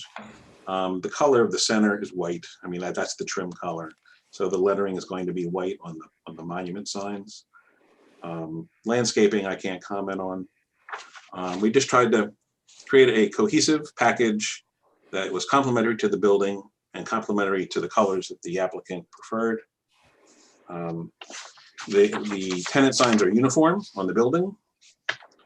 They will have their own individual names and fonts. Beyond that, if the architect or Ms. Bruder has comments, I would defer to them. And Mr. Seisner is going to give you a little bit of testimony next. He'll confirm for you, Mr. Maskey, we will landscape the monument signs, so that will comply with that. Okay, there is a requirement about the number of colors. The ordinance, it doesn't give a specific number. It says preferably limited to 3. I'm assuming, well, not assuming. Will some of these signs be more than 3 colors dependent on the particular tenant's logo or standard lettering? You would just need to request a waiver at this, if that's going to be the case or not. Yeah, I don't know, Rick, in your experience, especially with the West Windsor project that Mr. Seisner operates, whether or not you have any signs there that are more than 3 colors. And Mr. Maskey, just so I can confirm, it's 3 colors per individual tenant sign, not 3 colors on the entire site? Well, there's supposed to be a conformity amongst all the signs. And the reason I bring it up, and the very last comment on my supplemental report. The ordinance, we have this thing called the sign manual. So basically whatever the board approves, if they so choose to, in this application, becomes your sign manual. So whatever standards are, let's say they approve them, be it whatever size, location, lighting, numbers of colors, that's what you're going to be held to going forward. So when you change tenants later on and you come in for a sign permit, we will look at the approved, what we call the sign manual. So I'm just saying, let's make sure you cover all the bases. If you need a waiver, ask for it now, because that's what's going to govern going forward. Okay, thank you. Chairman, I have a couple questions. Go ahead. The first one's from Mr. Maskey. Are those signs on top, up on the second story, are they conforming signs? No, you're not supposed to have them up above the sill of the second floor. Okay. They're not supposed to be up there. No. Okay. And are the tenants on the second floor, are they only restricted to be commercial tenants, or could retail tenants be up there as well? Or does it not matter? Is the property zoned retail, general business? Usually that's a question for a mixed use building, residential and commercial. I don't believe there's a restriction on retail on the second floor when in a fully commercial building. Yeah, I'm just trying to think Yeah. about whether Assuming a retail curveball. tenant could end up on the second floor and, need that sign. But otherwise, the second floor tenants have identification on Aylmore Road and Route 206 in that monument sign, correct? Correct. As per the testimony in the exhibit, all the stores will be identified. All the tenants, office or retail or otherwise, would be identified on the monument signs. Okay. And then final question, do any of these, and thank you for answering my questions, Mr. Maskey, maybe this is for the sign professional. Do any of these second floor signs face Amwell direction or Route 206, or are they all internal, kind of facing? The second floor signs, Yes. 2 face Amwell, Any face 206? 2. Okay. Yeah. I mean, as I had previously testified or opined, if you will, that I think the architecture on the buildings is so nice, and putting those signs up there, it just feels like it takes away from the nice design. It feels a little tacky, but that's my opinion. And so thank you for the answers. Thank you. Anyone else on the board? Okay, I'm gonna go to the public. If anyone would like to question the testimony, I see Susan Gulliford has her hand raised. Yep. Please state your name and address for the record, please. Spelling your last name. Susan Gulliford, Hunt Club Road, Gulliford. I have a question about the signs, the tenant signs on the second floor. Are there going to be any restrictions on the tenants propping up picture signs in their front windows? I've seen that, and to use the previous comment, sometimes it looks really tacky. Are there going to be any restrictions on that? That is something that I'm going to ask Mr. Seisner to address when he testifies next.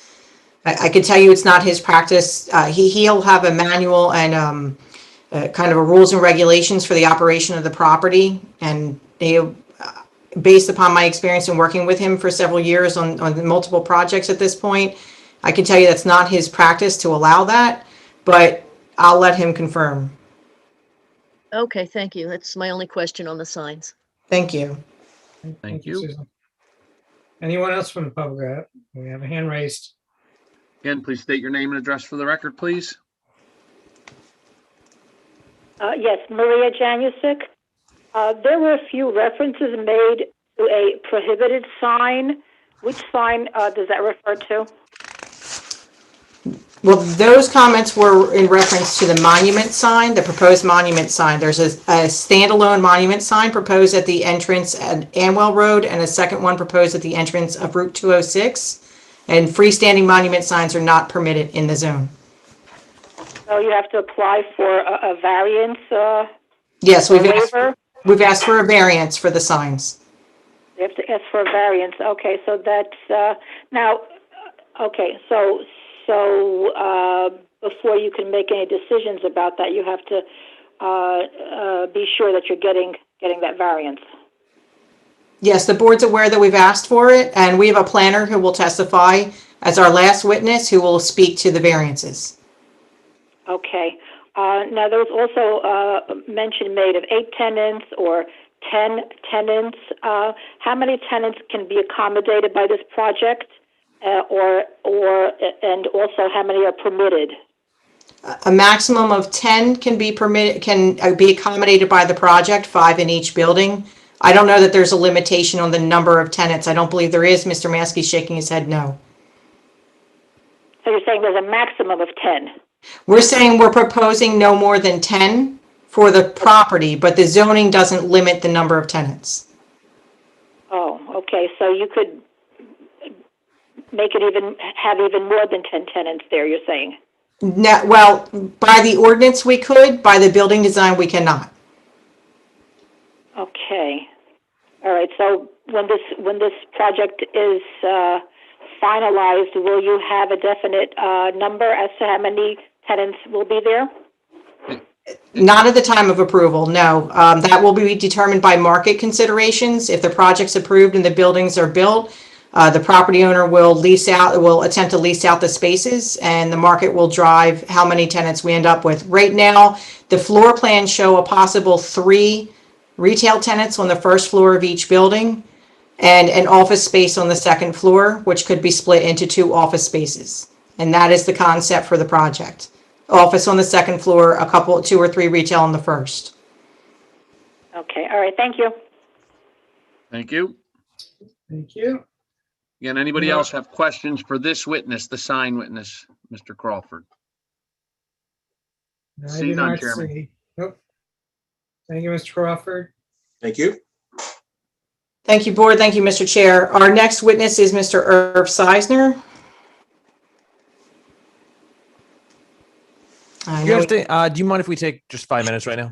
Sure. Oh, yeah, no, we can Thank do you. that. So it's 9 o'clock. We need about 10 minutes. All right, so we'll reconvene at 9:10. Okay, I Thank just you. ask everybody to, just turn off your audio or mute yourselves and your video, please. Thank you.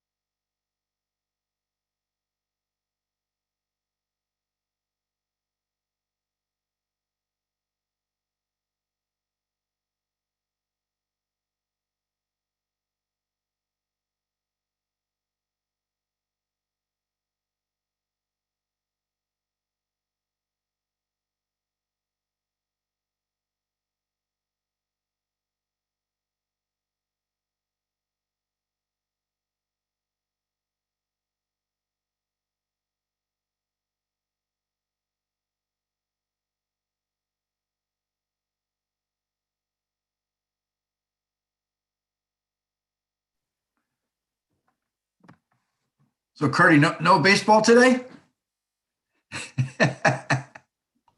No, I was. Yeah, no, that's. You're back I was already? driving. No Kurt from the car phone? No, no, I was. I was out in Flemington.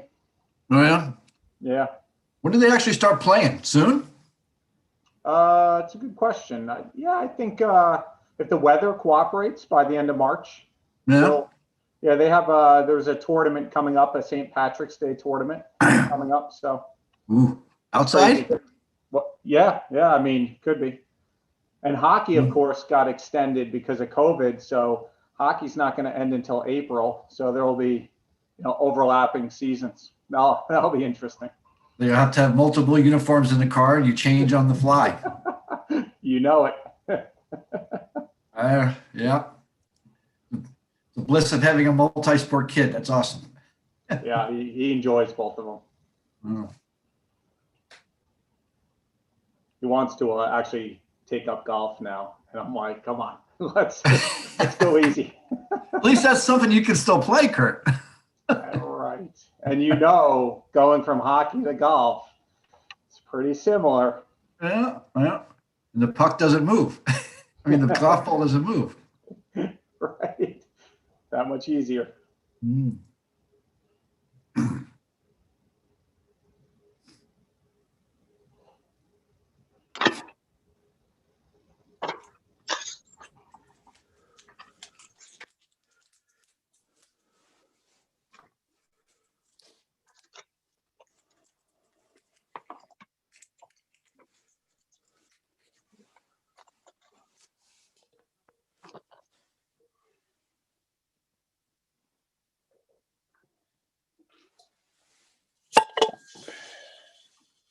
Okay, it's 9:10. So Mike, roll call to make sure everyone is back. Sure. Mr. Emick, Here. Mr. Ciccarelli, Here. Mr. Scobo, Here. Mr. Peason, He's still muted.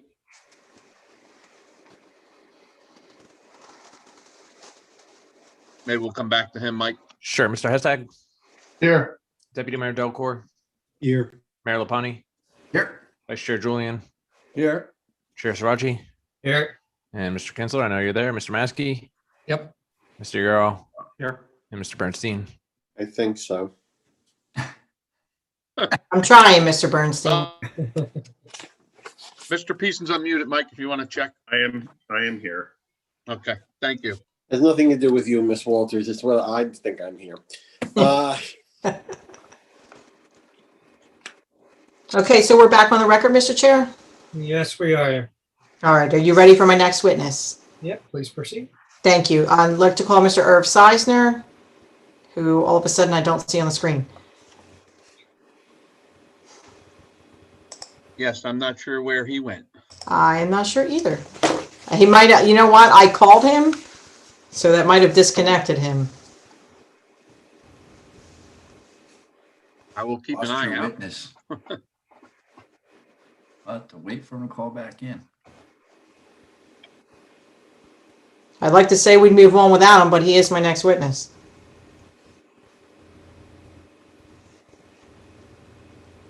While we're waiting, Mr. Chairman, Yes, sir. in anticipation of Ms. Bruder later on, good idea just to go through a list of the variances and waivers so far that we know of. It's okay.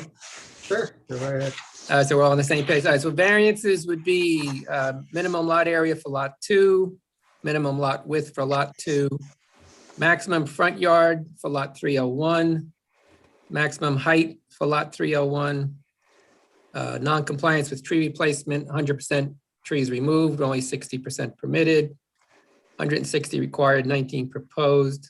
No more than 20 cars in a double-sided lot, 21 are proposed, and front facades not facing the street. Those are the variances. Sign variances, we just went over, 2 freestanding signs proposed, none permitted. Excessive number of facade signs, only 1 permitted per tenant. Signs located above the 2nd-story sill, and signs in excess of 20 square feet. Waivers, Deficient parking stall size, 10 by 18 proposed. Parking lots exceed 30% of the frontage on both roads. 2 loading spaces required. Deficient parking buffer from the property line, 30 feet required, 0 proposed. More than 10 cars in a row. There's 2 ASDO waivers, the windowsill height and the window size, and the arcade width and height. So hopefully I got them all. Okay, thank you. Mr. Maskey, can I ask you a question about that? Sure. The reports that I have, I thought indicated 1 loading space was required, and you mentioned 2. I'm not sure. Well, it's one per building. Okay. Just want to make sure I'm clear. Right. I actually have a little chart that I created to try to keep track, and surprisingly enough, I had everything you said. All right.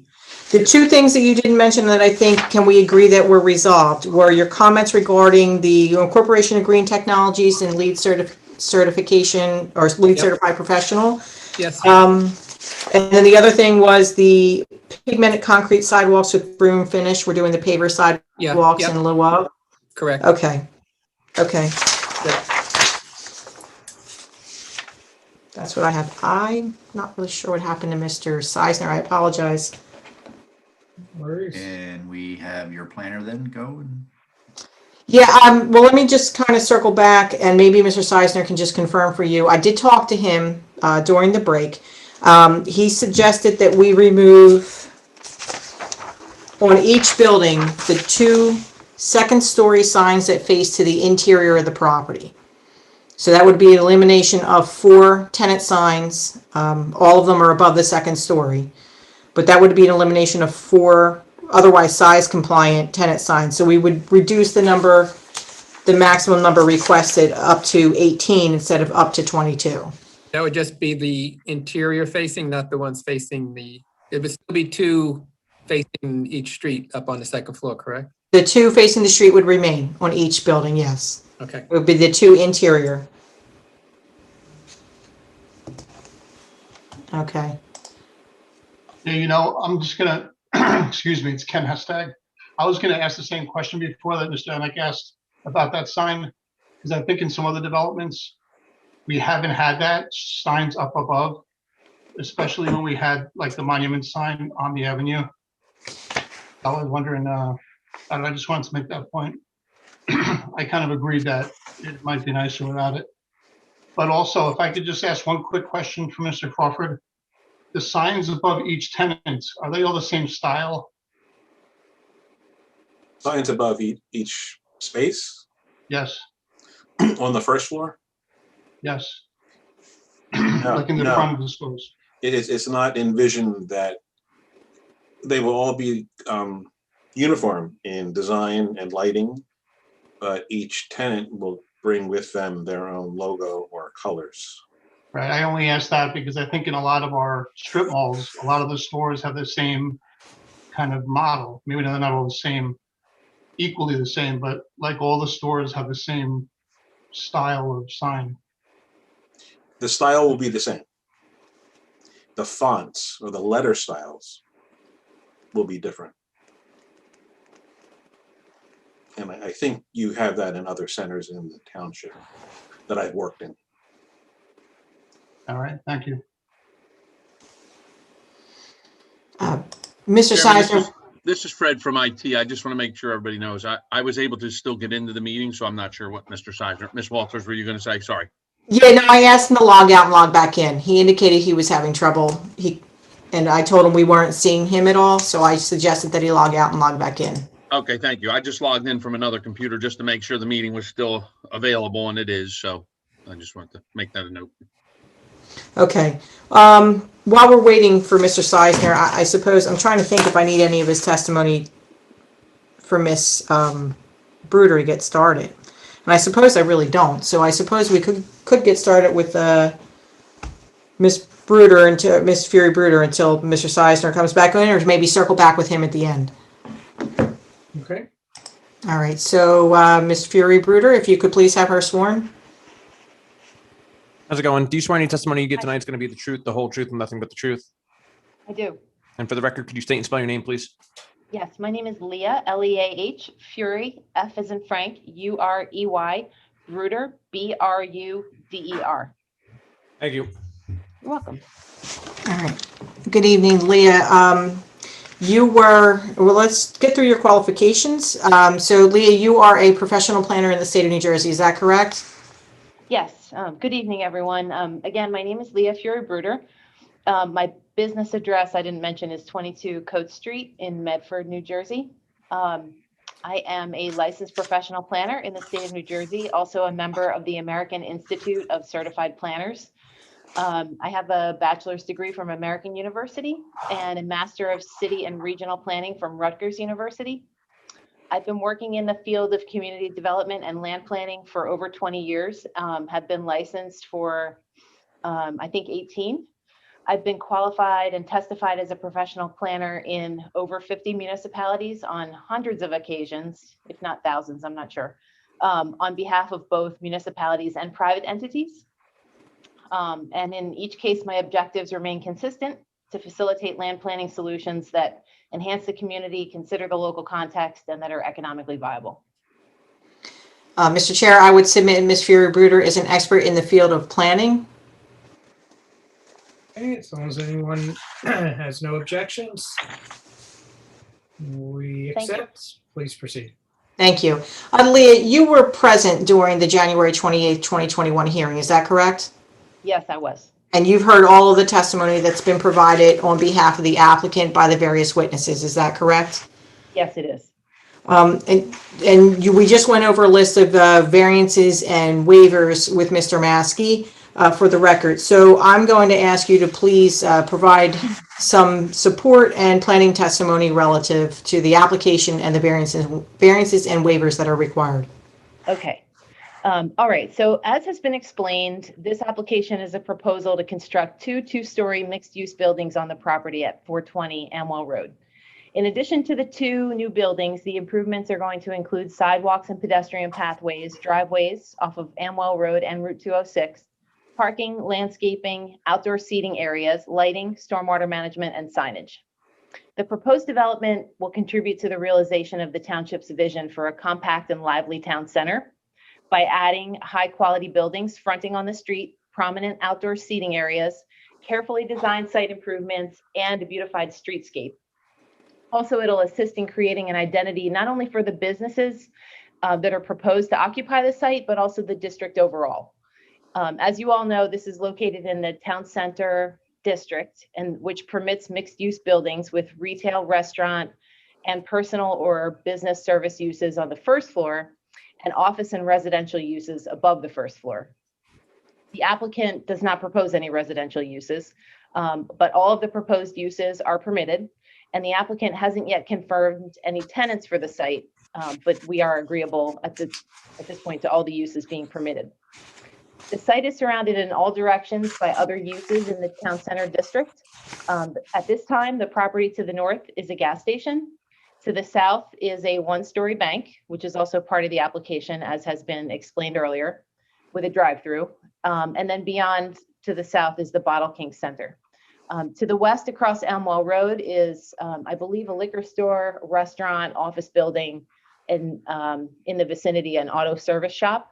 And then to the east across 206, a shopping center that contains a variety of typical shopping center uses, like a supermarket, florist, I think a cell phone store, dry cleaner, a variety of uses there.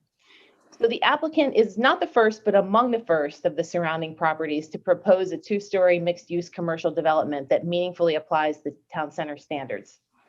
Though this site is quite small, it's centrally located, and the timing is such that it's vital to the implementation of the town center vision, and the applicant understands that.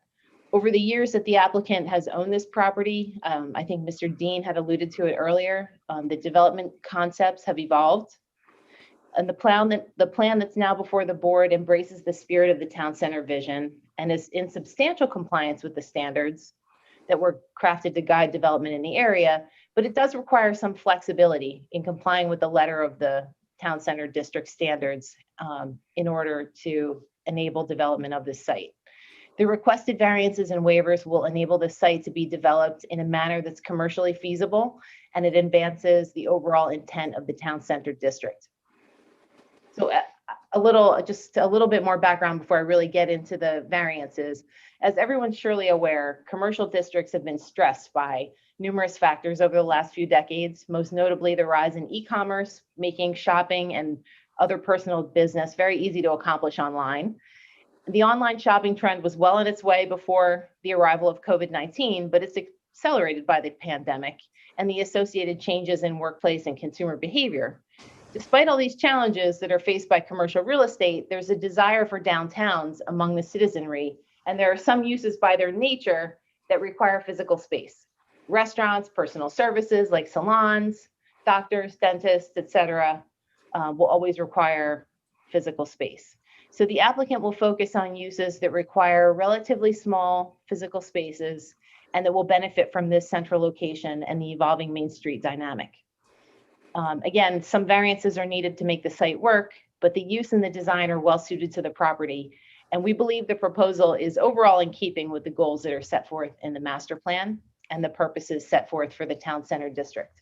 I should also say that in preparing for this presentation, I reviewed a number of documents. All of the exhibits included in the application materials, the site plan, architectural plans, sign plans, the township zoning code, specifically the town center zone, as well as the architectural overlay standards, the 1999 town center and Main Street plan, the 2005 phase 2 master plan amendment for the Gateway Town Center, etc. The review letters from the board's planning and engineering professionals, the review letters from outside agencies, and I've visited the area to observe this site specifically and also get an understanding of the downtown that's evolving and the character of the area. So the standards for the town center district are located at section 188-113.5 of the township code. And additional standards for the architectural and site design overlay are located at 188-167 through 175. So those are the areas that we're focused on. In addition to the variances that are requested for the proposed conditions, there are 4 existing variance conditions that have been identified. Mr. Maskey just went over those. So Ms. Walters, should I skip listing them since we've already agreed? Yeah, those are the ones related to the existing non-conforming conditions on both lots? Correct. Briefly, without referencing the citations of the sections, it's the minimum lot size for lot 2. It's 0.965 acre where 2 acres are required. The minimum lot width for lot 2, which is 125 feet where 150 are required. The maximum front yard setback for the existing bank on the lot 3.01. It's a 149.8 foot setback and a 176 foot setback where a maximum of 5 feet is permitted. And then the bank is 1 story where 2 stories are required. As to lot 2, these existing variance conditions are factors that contribute to the need for the new variances, for some of the new variances, which I'll explain shortly. And then the design waivers have been detailed by the other professionals who testified before me, and then also reviewed just now by the board's planner. So I don't think I need to reiterate those at the moment, but we believe that the requested waivers rather are reasonable and practical, given all of the site conditions and the proposed site design. They won't undermine the overall site design. The waivers will enable the site to be developed in a manner that's consistent with the overall purposes of the town center. Now, getting to the new variances. As I note the requested new variances, I want to explain the need for the variances in practical terms, and then I'll circle back to satisfaction of the statutory criteria. The TC Town Center Zoning District standards are specific and detailed in order to guide development toward the township's vision for a cohesive downtown area with a distinct identity, even if the sites are developed incrementally over time. At this time, there's a wide range of existing physical conditions and geographic conditions within the area. When crafting the design regulations, standards have to be created that'll hit the mark overall and enable the township to demand the type of and quality of development that it wants to achieve. But when these regulations are crafted for an entire district, it's not possible to anticipate exactly how and when private development will progress. So for example, if this site were combined with another site to create a larger development site, there would be more opportunities to more fully comply. But at this time, the applicant has this rather small site. And so in trying to develop this site consistent with the intent of the overall district standards, some flexibility is requested. So in this case, the property that's proposed for development is relatively small. It's somewhat oddly shaped. It has frontage on 2 roadways and is hemmed in by other existing development. The proposed buildings on the site will raise the bar in terms of the architectural design and the streetscape, but the following variances are requested to make the project viable. From section 188-113 5G 5D, requiring that non-residential buildings shall be oriented to the street, which shall include at a minimum their front facades. So this refers to the fact that these 2 buildings, the long side or the short side faces the streets. The proposed orientation of these buildings balances the desire to use building walls to define the streetscape with the narrow lot width. The design standards reference the relationship to the surrounding buildings, and in this case, the proposed buildings will begin to frame the street, but it'll take participation from other owners and developers in the future to have a meaningful transformation of the streetscape. Constructing buildings at a build-to line will eventually create a sense of enclosure and a sense of place. In the meantime, this site needs to be functional and financially feasible. If the buildings were turned 90 degrees, the driveways and parking design wouldn't work. For this site, 2 buildings are better than 1 in terms of the streetscape because there are 2 frontages, 2 primary frontages. All sides of the building that are visible to the public are being designed with architectural detail that reflects the same frontage that will front toward the streets. So while the short end of the buildings face the road, they'll have windows and doors and outdoor gathering areas to begin to frame that streetscape. All the entrances will be clearly marked as is required by the design standards and directly accessible from the sidewalk. Additionally, there is a variance from section 188-163B requiring that no more than 60% of the count of all trees on a non-residential lot be removed. The applicant proposes to clear the lot. Given the relatively small size of the lot and the presence of 2 street frontages, it's really not commercially practical to develop the site in a manner that preserves trees. The tree removal standard, as I understand it, applies across the entire township in all zones. This particular site is within the town center where compact development is encouraged, and preservation of 40% of the trees on the site would make the development of the site consistent with the purposes of the town center impractical. Similarly, or on a related note rather, from section 188-164 requiring tree mitigation, based on the size of the trees proposed to be removed, the board's engineer has calculated that 160 replacement trees are required. This number may be reduced somewhat when the applicant provides information about dead and diseased trees, but in any event, the applicant will install as many replacement trees as will fit on the site without compromising the health of the new plantings, and then will comply with the other, whatever is required related to trees beyond that number. From section 188-113 5I2, oh wait, we eliminated that one. Sorry, that's the lead. That was the lead accredited professional one. The next one is 188-113 5J1D, requiring that the maximum sign area for permitted non-residential uses shall be 10% of the first floor facade of each tenant or use, but in no event greater than 20 square feet. So as has been explained in detail already, there is a proposed staging panel that is 36 square feet. And upon that, there's an actual signable area of 22 square feet for most of the tenants on the first floor. The tenant sign size will vary, but in all cases, it'll fit within the 22 square foot rectangle.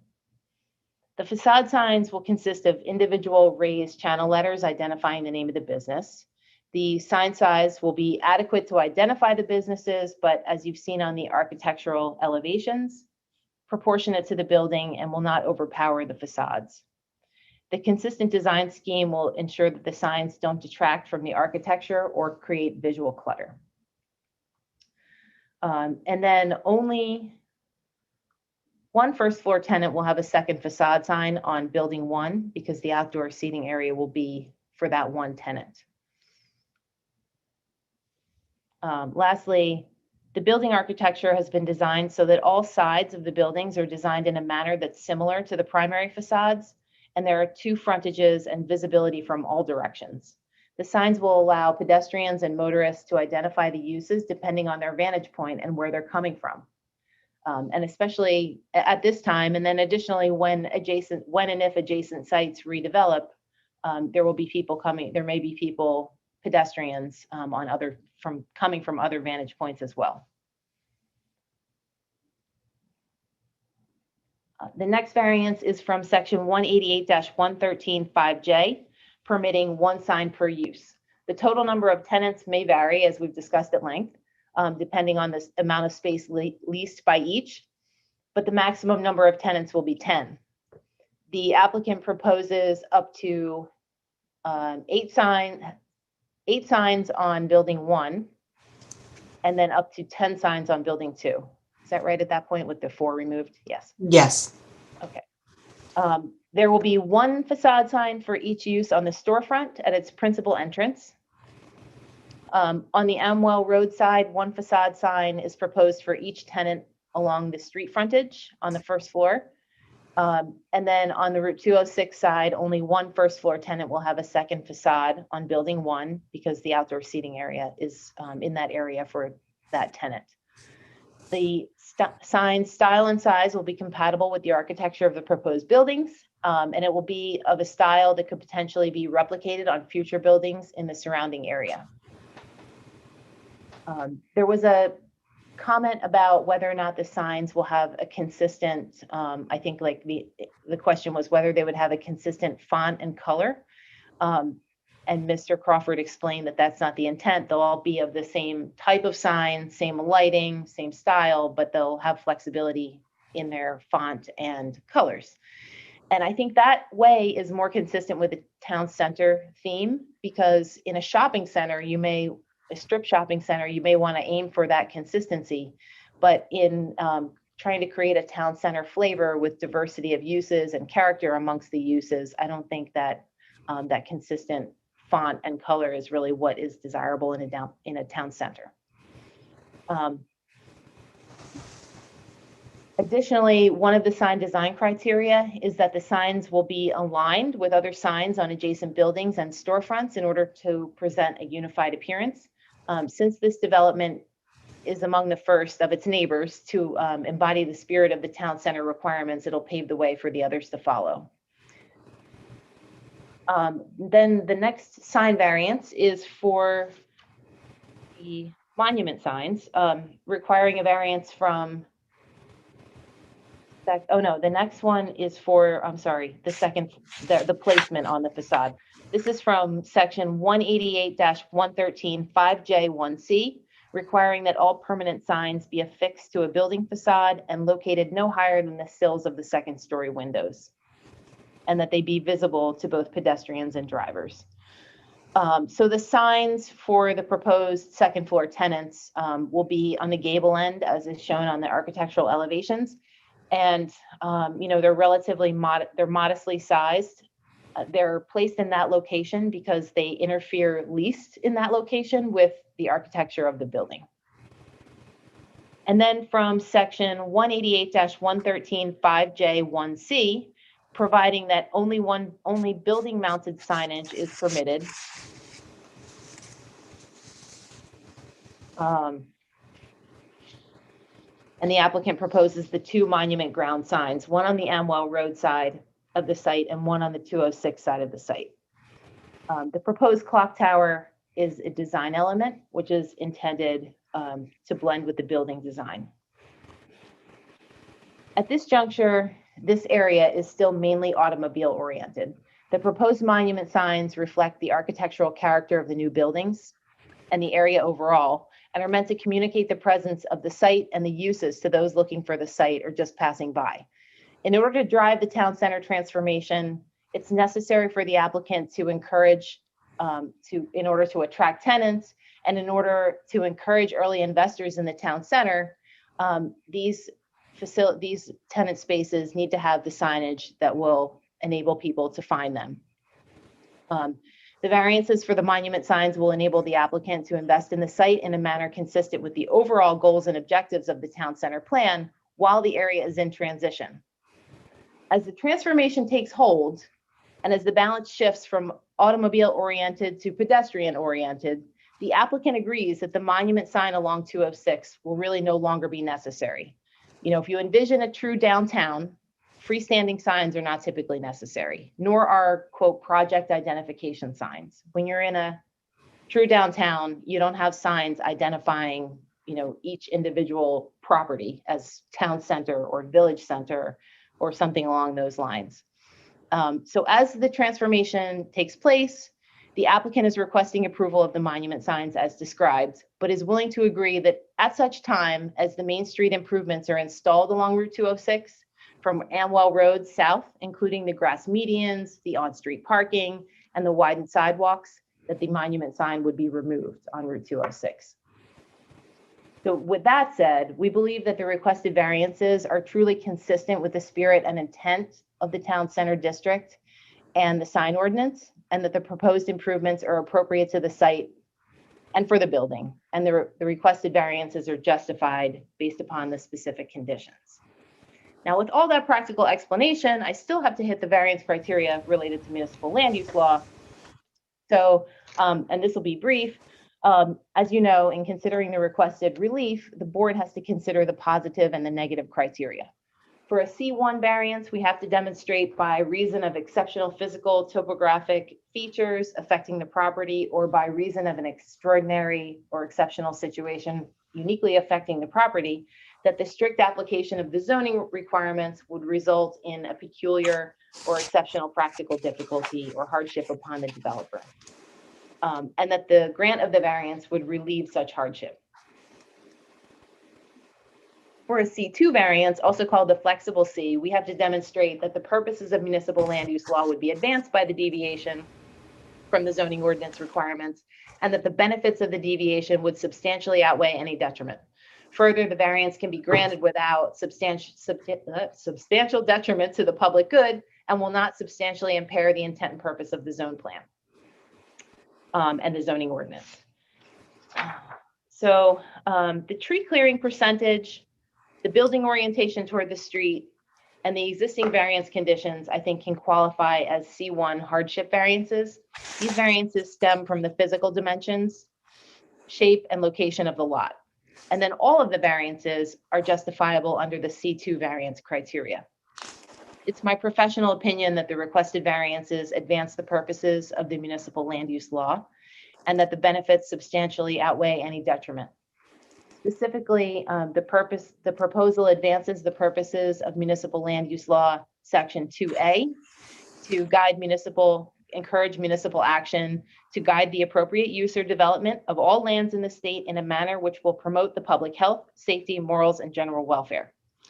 The proposed town center buildings and the associated signs and site improvements promote the general welfare because they'll enable investment in the site and allow the site to be utilized consistent with the town center zoning. The sign variances will allow businesses to identify and brand themselves in the context of the Hillsborough Town Center and to enhance the character of the overall area, the buildings, and the streetscape.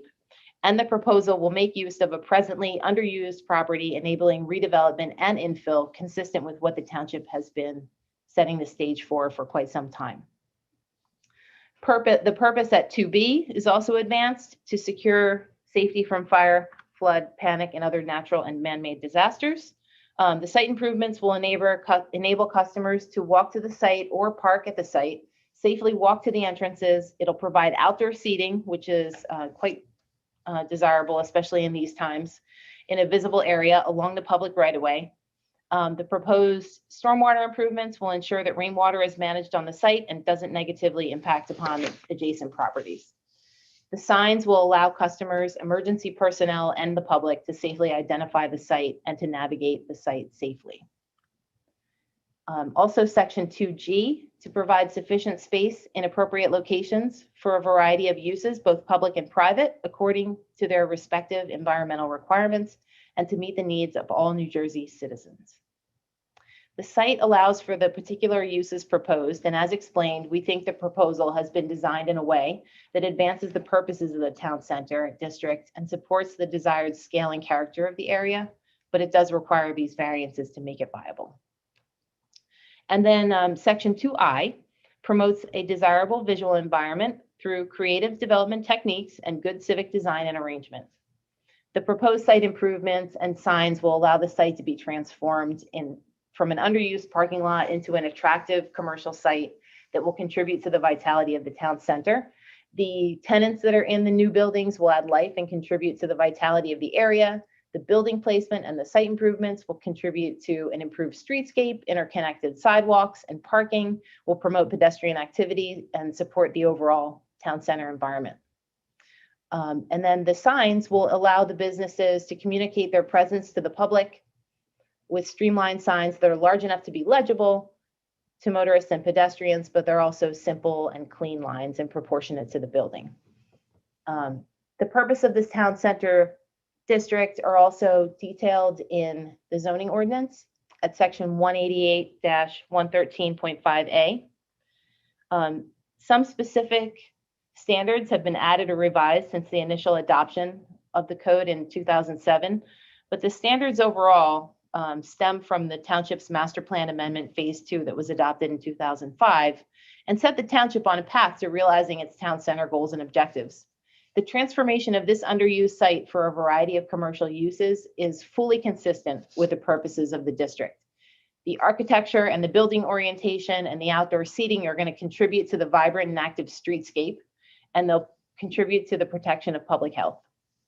The master plan envisions a tight, walkable, tree-lined village of shops with architectural variety and sloping roofs.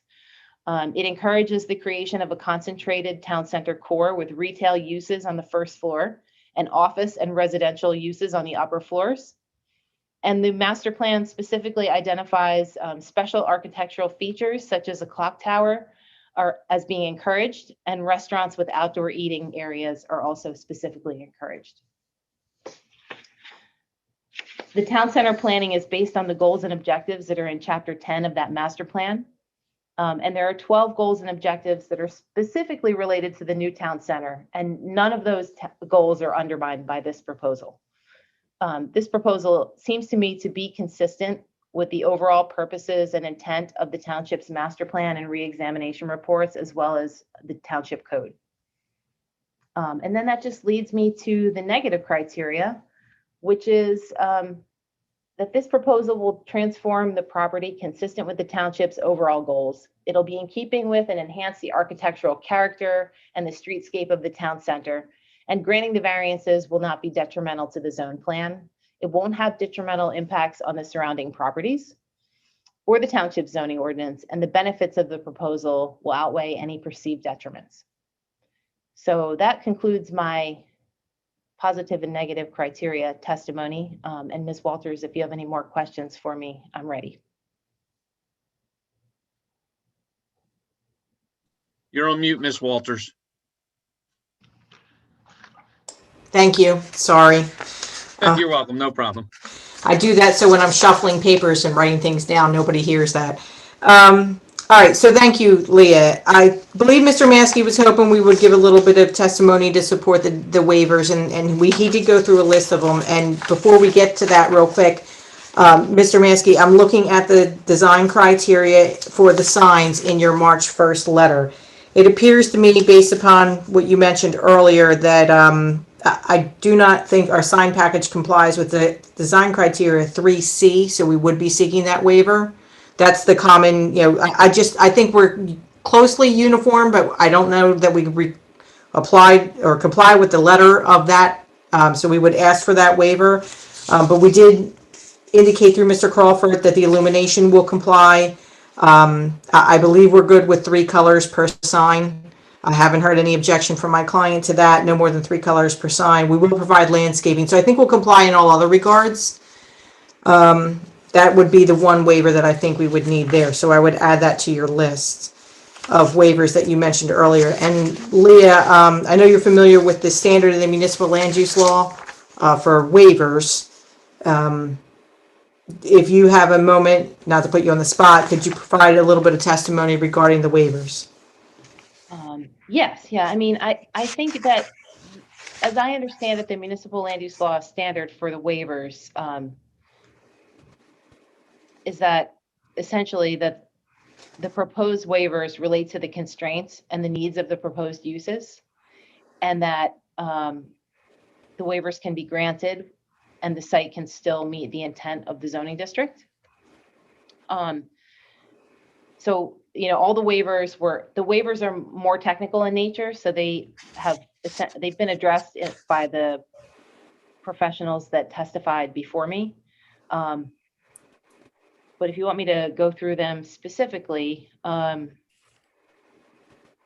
Well, I think what I'm hearing you say is in general, the waivers that have been described in detail by prior witnesses just kind of fall within that category of, technical deviations on a waiver front that otherwise, I forget the terminology you just used exactly, but yeah, the site will be functional despite the design waivers, and the grant of the waivers will really enable the site to be developed in a manner otherwise consistent with the overall purposes of the town center.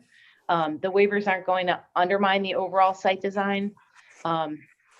There's a waiver related to the side yard parking setback, the parking stall dimensions, the 12 parking spaces in a row, and the loading space requirement.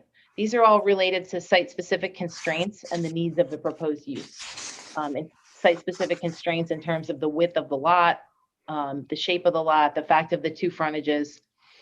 And then the requirement related to the driveway and side yard parking occupying no more than 30% of the lot frontage along the street. That also relates to the width of the lot. The lot's only 125 feet wide. So in order to accommodate a 30-foot driveway along with the parking on the sides of the building, we need 65 feet, and it's only 125 feet wide. So again, it's a practical explanation. Mr. Roncati explained the positioning of the display windows, I think, in sufficient detail. The windows are bigger, not smaller, and I think generally the intent in a downtown area is to make sure that there's transparency and big windows so that it appears inviting to pedestrians. Similarly, he addressed the arcades and the width of the arcades, and then we eliminated the issue related to the sidewalks, as I understand it. That's correct. And then Mr. Ford provided testimony regarding the loading spaces. The types of deliveries that are expected here don't require a traditional loading space. Correct. Okay. Those are all the questions I believe I have for Ms. Fury. Thank you. Thank you. Board members, any questions? If you're leaning in. Okay, then I will open to the public. Anyone from the public would like to question a witness on her testimony? And we have a hand up. Again, remember, these are questions for this witness on this application. Please state your name and address for the record.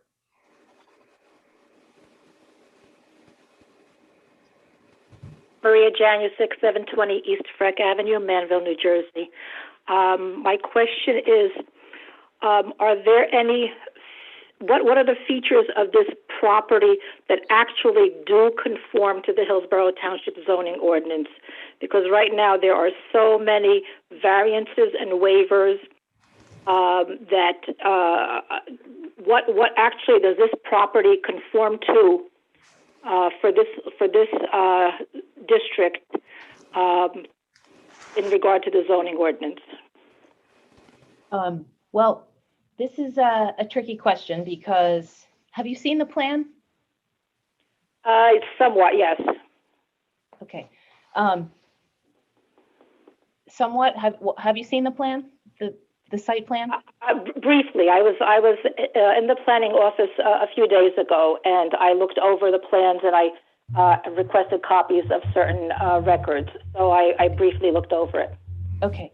The site, I only asked just to make sure you had a frame of reference for what we're exactly talking about. But the town center district standards, I printed them out off, and they are 30 pages. So that's how many we comply with. Everything else, but the ones that have been listed. So it's hard for me to say exactly what's complied with, but it's a very lengthy and detailed district, which provides a lot of great guidance for developing and designing the site. But in doing so, given this, the timing, the conditions of this particular property and the proposal, there are some particular standards that the applicant is not able to meet. But there are many, many that the proposal does meet. Leah, would you say that the number of design requirements that the proposal does meet far exceeds the number that it does not? Yes. Okay, and what do you base that on? I mean, what?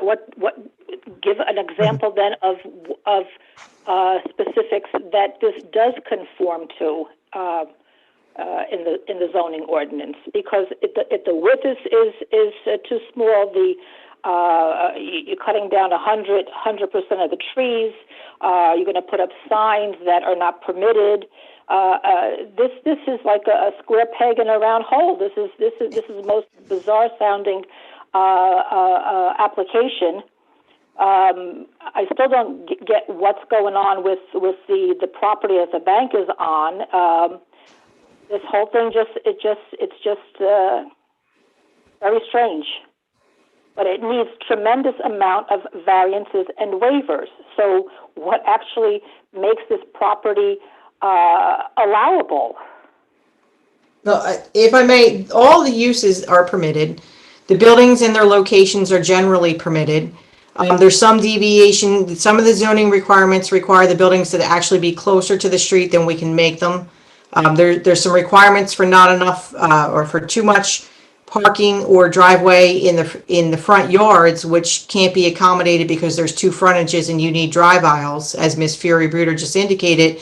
So there are some site constraints that are requiring a few number of variances and waivers. But in all due respect to you and to the board, the applicant's job is to demonstrate that it has submitted a plan that is largely compliant and to seek the waivers and variances for when it cannot be compliant. And that's what's happened here. Ms. Fury-Bruder would have to go through 30 pages of design criteria to explain to you what complies and what doesn't. And that's not really the role that the board is seeking at the moment. The board has all the testimony it needs to understand what relief is required. Okay, I just asked for a couple of examples of how this does conform, and because there are just so many variances and waivers that this doesn't make sense. Now, we appreciate your opinion in that regard, but we think we've answered the question. Okay, thank you. Thank you. Anyone else from the public that would like to question a witness on her testimony? See none, Chair. No, I agree. So thank you, Ms. Bruder. Thank you, Leah. Thank you.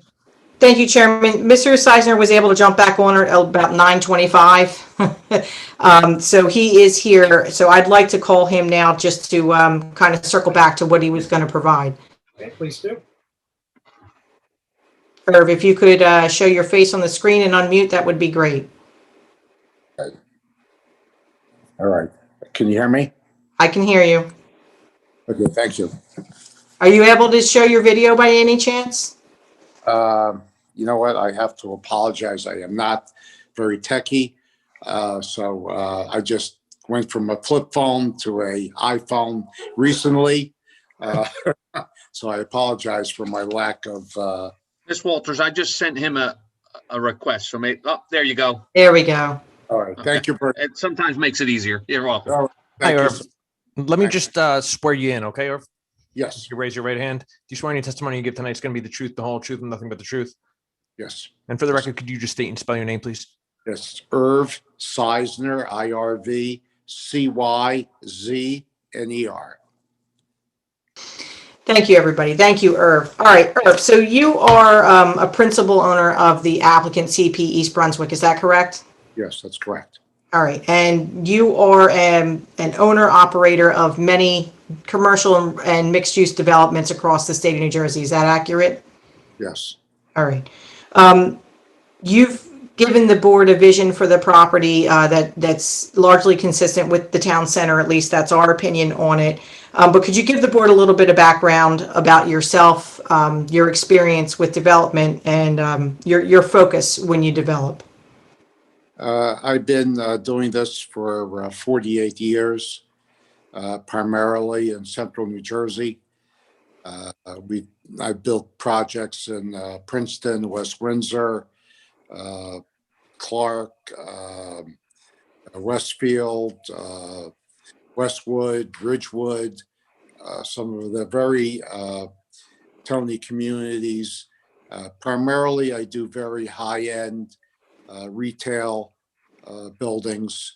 I was the preferred developer for Bank of America when they were on a tear of building banks.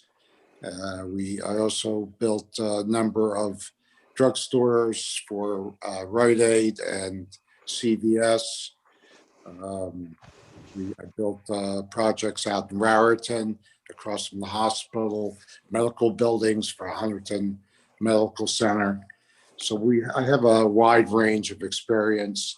In this project, as the board knows, I came in for Panero's Bread several years ago.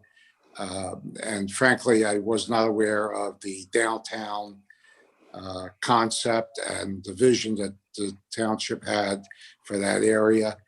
And after really understanding it more thoroughly, I realized it's a wonderful idea, wonderful opportunity.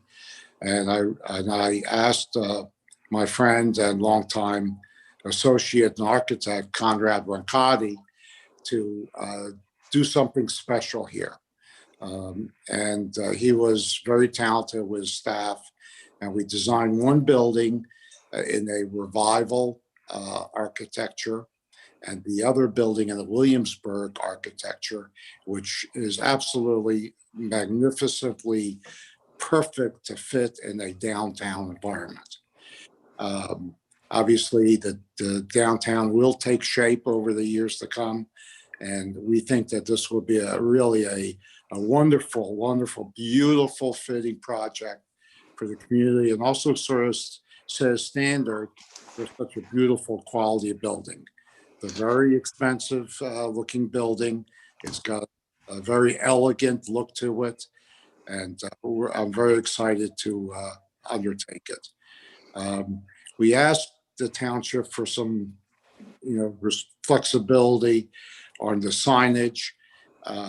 We are in a very competitive environment in the town. As you know, there are some very prominent builders, and we had one particular customer in tow for the first building on 206, which was Big Heads. And frankly, we had them set up to go. They really liked my project, especially that we had the visibility with signs, and we were basically undercut by a competitive builder who's very prominent in your town, and And when they didn't want to go to the other location, even after undercutting our ask price by half, they gave the Big Heads principals a huge premium to buy the liquor license, as probably the town knows at this point. So we, of course, lost them. So what you're saying is, in this competitive environment, you're looking for the best edge that you can find to advertise and fulfill the vision for the property with high-end tenants. Right. We have to have something that they're not going to see necessarily at some of the other projects, as much as, so our edge is that we have a really nice exposure for our possible success of our customers. And the signs are very crucial to that in order to attract a quality sort of business into the job. If we can attract a business, and we have to fight on price.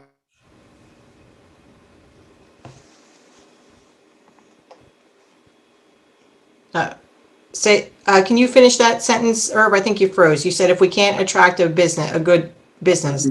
We have a very expensive building. It's a beautiful building. It's got a lot of detail to it. Conrad and the staff did a fabulous job. And in order to attract a customer willing to, frankly, drawing the curtains back on the business perspective of things a little bit, we really have to offer them something that they can't get someplace else. That's the reality of it. So I want to circle back to a couple things that were mentioned earlier that I suggested that you might be able to give some testimony on. The mayor had asked us earlier if there was any intention for the clock in the clock tower to ring a bell or make a chime on the hour. Do you have any intention on making that clock a clock with sound? No, absolutely none. And also the question was asked about paper signs in the window. We don't allow paper signs in the window. We don't allow sandwich signs. We have a very strict document that the customers that we have to sign and accept the rules and regulations that we institute. And we fine them. We actually have the ability to fine our tenants if they step out of order and they don't do what they're supposed to do.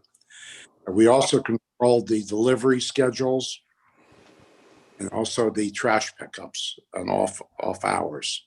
So and we operate a lot of properties, maybe around maybe 75, I guess, at this time, and we institute these policies throughout the projects.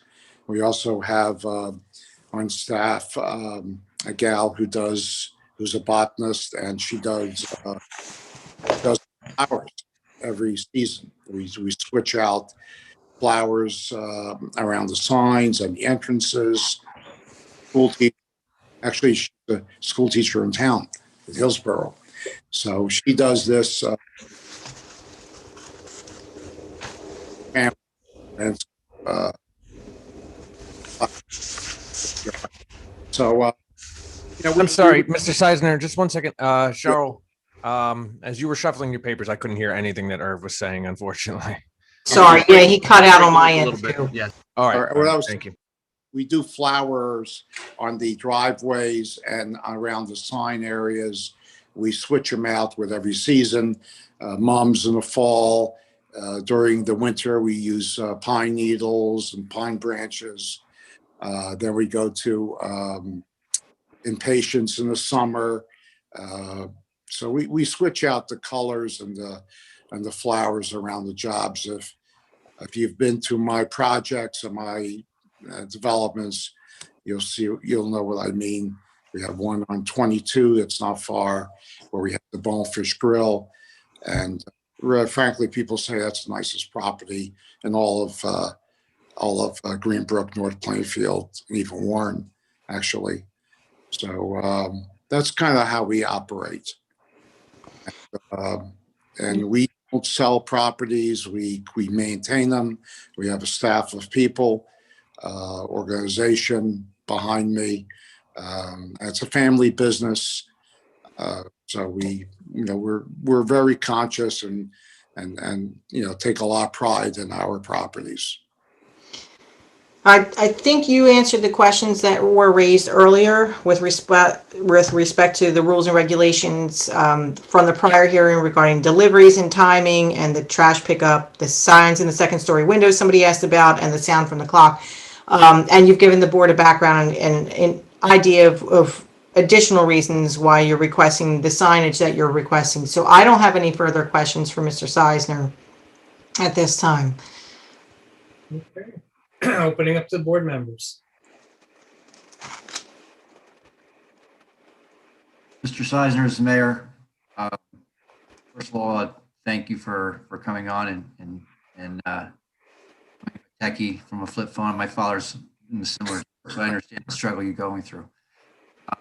Thank you. Some mention earlier by Counselor that you're going to add some bike racks to the site. Can you update on if there's plans to do that? Yeah, I would love to have bike racks there. That would be wonderful to have that. And usually we like to put them near the sidewalk areas.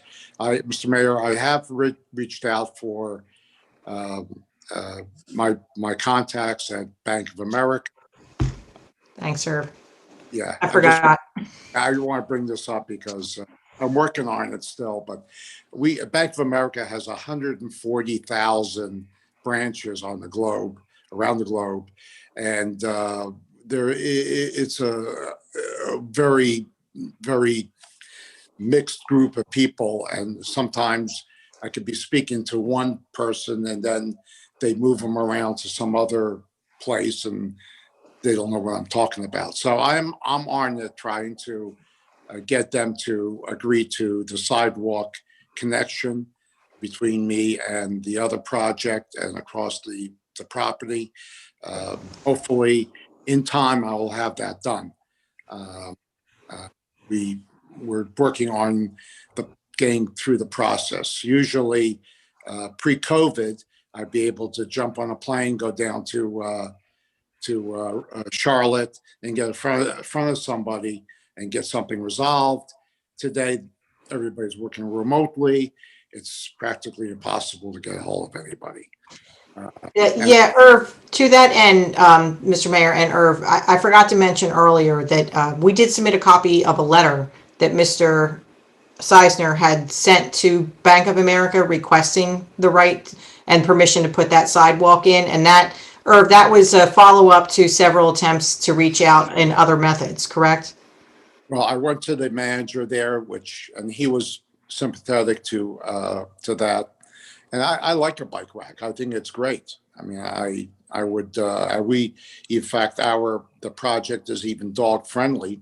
We're gonna have a little fountain out there so that the dog can have some water if somebody's, as the downtown is developed, there'll be people with dogs and we're dog lovers here, and we're gonna accommodate them as well. Yes. So we're working on the sidewalk and you're willing to put the bicycle racks in? Yeah, absolutely, sure. I got one other question, Chairman, and I don't know if I've been kind of bringing up, obviously, as we build these newer projects with new green technology, which you've talked about. Was there a plan to possibly put any charging stations in some of your parking lots or a parking lot for obviously the green vehicles that are starting to become more popular in this area? Yes, we'd love to have at least two in there. We'd love to. The units that I've been using are actually made by Porsche, and they're EV. They're not, so you would have to have the adapter from car to car. I drive a Tesla, and the Tesla doesn't come with the standard one. You have to buy an adapter to make it work at the EV units. but we'd love to have two of them someplace on the site. That's great. Thank you. Again, thank you for your time. And as our fellow members said, the buildings are gorgeous. I'll give your architect all the kudos for the work you put in. He's fabulous. We love him. I just hope we can get together on the rest of it. Thank you. Thank you. Thank you very much, Mr. Mayor. Any other board members? Okay, I'm gonna open to public. Mr. Chair, before you go, All right. just quickly, and this is for Mr. Cisner or Mr. Walters. Can you just give us an update? We know there's a disagreement, if you would want to put it that way, with the cross access across the Bottle King property. Can you give us a sense of where you're at with that discussion with that property owner? Well, we're really nowhere. I think the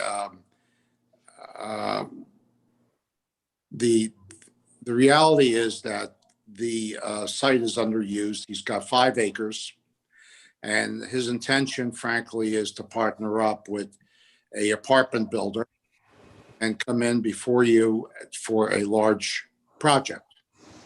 So the issue is that the bank's easement does not have any meets and bounds descriptions.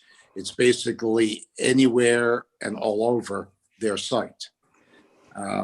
I think there will be a resolution. Hopefully, I'm hopeful that I'll be able to work with the bank as soon as they get back in business and meet with the objector, the people who own the Bottle King, who I know very well because currently we're building a Goddard School in Livingston, New Jersey, right across the street from their sites they're working on. And we would be very amenable and hopefully have the bank join in with us and do a exit to the traffic signal that basically conforms to what they envision on their project down the road. I don't know if you follow what I'm trying to say, Mr. Maskey, but there's a resolution that could be worked out between the bank, the Bottle King, and myself to facilitate that driveway as an exit just to the traffic signal and allow them to do what they want to do. They, of course, don't have any control of the bank. I don't either, but I do have hopefully some influence in being able to guide this through it. I really want that driveway to the traffic light as an exit. We have a lot of customers, hopefully we'll have, that have to go to that side of town. That's an important aspect to make it a user-friendly site, which is the key thing to success in retail. Thank you. Thank you very much. Okay, thank you. Anyone else from the board before I go to the public? Okay, if anyone from the public would like to ask the witness questions regarding the testimony just provided, please raise your hand. I see none, Chair. I agree. I see none either. Or neither. Okay, thank you, Mr. Seisner. Thank you. Thank you, Irv.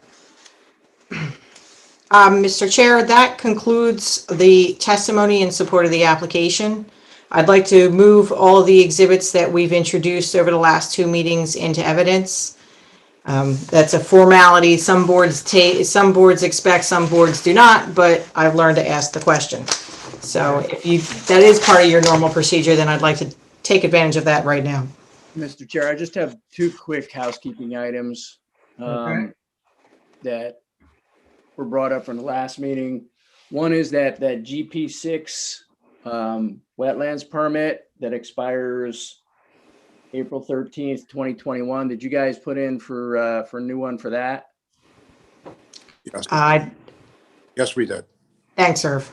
Okay, and then the second thing was, Mr. Bernstein, did your office have a chance to verify that Migratory Bird Act that the council brought up last time on January 7th, there was a solicitor's report that said that they don't have to abide by that act anymore. So I don't know if the Environmental Commission had time to dig into to see if that is true or not. I don't know if your office did.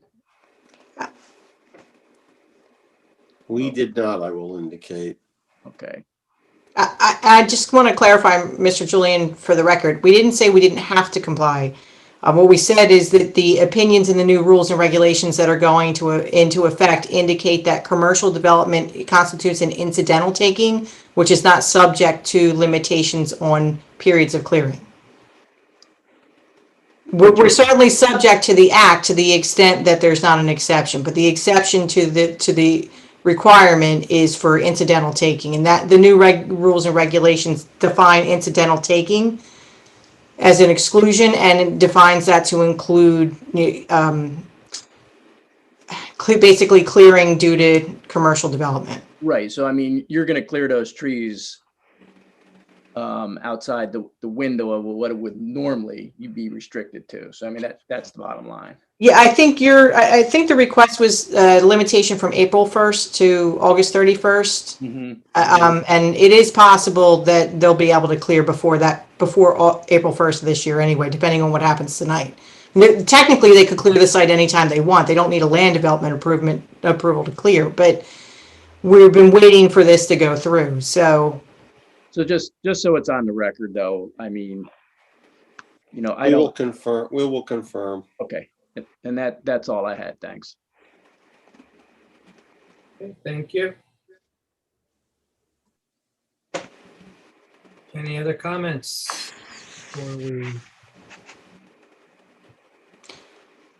Mr. Chair, if you don't mind, if there's no other comments before you move to deliberation and vote, I'd just like to provide some closing remarks. Okay, please do. Oh, wait a minute, sorry. Before. All of a sudden, a fury of hands just went up. No worries.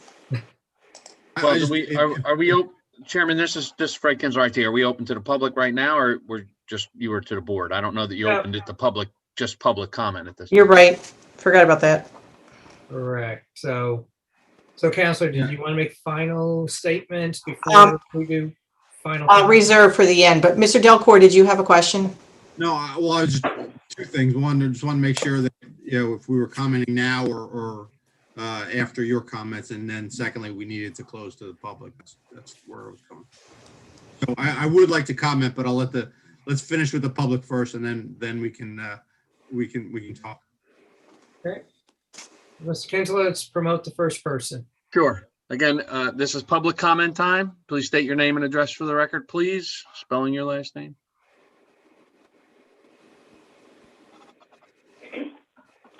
Hi, I'm Maria Janusik. At the beginning of the hearing for this application, the attorney, Ms. Walters, commented that there won't be a witness tonight from Echo Sciences. So we didn't hear anything from anyone in regard to that. But when I was at the planning office a few days ago, I did obtain a copy of a letter from that's on Echo Sciences letterhead, and it was from David Moskowitz to the application support the Division of Land Use Regulation in regard to the application for a minor technical modification for this property. And I also have a copy of the permit. And that permit shows that the permittee is Jeremy Juff, care of CP Princeton Junction, LLC. That is not the applicant. The applicant here is CP East Brunswick, Inc. So are you using this permit for this application, the permit for Jeremy Juff, care of CP Princeton Junction, for this applicant? Jeremy Juffy was a former employee of Mr. Seisner's parent company, Seisner Properties, Inc. CP Princeton Junction is another affiliate company that's owned by Mr. Seisner. Mr. Juffy is no longer with the firm, but the report that was issued And the permit that was issued relative to the property. And the permittee, it runs with the land. So if the property owner changes, the permit runs with the land. But we can confirm with Eco Sciences whether a change in the title is required. Okay, so this permit runs with that property. That's what you just said. Yes. Now, this permit also, there's a box at the bottom that says received and or recorded by county clerk, and there is nothing in there showing that it was recorded. And then also that letter from Eco Science is application for minor technical modification. Is there an application that had to be filled out for this technical modification? There would have been. If the board wants, I can try to get, we have our Eco Sciences representative on standby. Most of the testimony that he would have provided relative to the environmental was covered by Mr. Ford at the first meeting, if the board recalls. I'm sorry, when was that, today? No, the first meeting was January 28th. January 28th. So was there someone at all from Eco Science? He was there, yes. He was present at that meeting. His testimony was not required. Sorry, who was present there? There was a representative of Eco Sciences. His name is Chris Kudazakis. He's an employee with Mr. Moskowitz. He worked on the project. Okay, all right, because the name Eco Science is familiar because there was an application that was before the Hillsborough Township Planning Board just last week, and it was a Mr. Affenord from Echo, so I don't know, and he was a vice president. They're showing here that David Moskowitz is a senior vice president. But with this letter that's dated January 13, 2020, certified letter, I also have copies of the application to the New Jersey NJDEP Division of Land Use Regulation, and it's showing here that the property owner is Bank of America National Association for Block 178, Lot 2. So this is all, as I said, the applications are very confusing because there's different names and now here we have the property owner being shown as Bank of America National Association in Atlanta, Georgia. Ma'am, as I indicated earlier, the properties were both previously owned by Bank of America. The subject property, Lot 2, where the proposed development is hopefully going to be constructed, is now owned by CP East Brunswick. The adjoining lot, the Bank of America Bank, is actually still owned by Bank of America. Everything lines up when you look at it in the chronological context. But let me just also say that all issues related to DEP approvals are outside the jurisdiction of the board. We have to report to the board, show the board that we're compliant, but that's considered an outside agency. So the board doesn't have jurisdiction over those matters. We submit that information to the board for its information and further analysis, but DEP has control over that permitting process. So your questions about that, I would be happy to have our Eco Sciences representative get in touch with you to continue to answer your questions on that. But I think that's beyond the scope of what the board is supposed to be considering this evening. And it's been 2 meetings and it's 10:30. I just asked that we move on from the DEP questions. Okay. Also, in regard to the applications, because there are 2 applications that have the same file number and have the same date, and the attorney for that was Michael P. Ogrodnik on both of them. And on the one, it's showing here that owner of premises is Fleet National Bank, care of Corporate Real Estate in North Carolina. So this is why I'm questioning all this stuff. So Fleet is now owned by Bank of America. We did submit a document. It's on file with the application file that gives the train of ownership or the chain of ownership from Fleet to Bank of America. That is actually on file with the application. And the prior to that attorney is no longer with the presenting the application. Obviously, I've taken over for him. But when he submitted that, they did submit a document that shows the chain of title and the chain of ownership through Fleet to Bank of America. Well, why isn't it all just documented under one under one owner then? Why do you have? Because so many? everything has changed over time. It's a fluid situation. So at the time that the application was submitted, the information was accurate. And now Fleet is now known as Bank of America. And that documentation has been submitted. It's all in the record, ma'am. I would like to ask when that was changed over then, Fleet to Bank of America, because I don't represent Fleet or Bank of America. I don't have that you document. represent the applicant. Yes. You represent the applicant who filled out this application. I do, and that information was provided to the board. And of the file that I brought home with me tonight that has 6 red wells, that particular document didn't come with me. So I don't have it in front of me to give you that date. The document's on file with the board. And I would like to also ask whoever why there was a change in attorneys. That's a private matter, man. That's a contractual issue between the applicant and a decision by the applicant. There's nothing that I can share with you for that. Okay, so on 2 applications, it shows Michael Ogrodnik, and then another attorney came in, and you won't provide information as to the Not prevalent. Bank of America, etc. I have provided information, ma'am. It's on record. I don't have it in front of me at the moment. It's part of the application. You're saying that the information from the New Jersey Department of Environmental Protection is not relevant to the board? No, what I'm saying is that's beyond their jurisdiction. It's all important to this application, and all of these permits and everything are required for this application. Or to say, it's irrelevant. Mr. Bernstein, would you please confirm for the member of the public that outside agencies, we are required to comply, but we are not required to have compliance in hand at the time of planning board approval? They are conditions of approval. If the applicant cannot meet the conditions of approval, they cannot go forward with construction. I understand that there are conditions, but this permit that is part of this application does not show that it was received and or recorded by the county clerk, and this is part of the records for this application. Duly noted. Let's move on. Yep.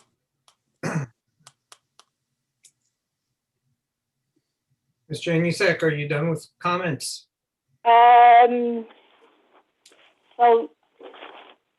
Okay. All right. Yes. Okay. Thank Thank you. you. Please promote Mr. Richard Stewart. Yep. Please state your name and address for the record, please. My name is Richard Stewart. Can you hear me? Yes, we can. Stewart.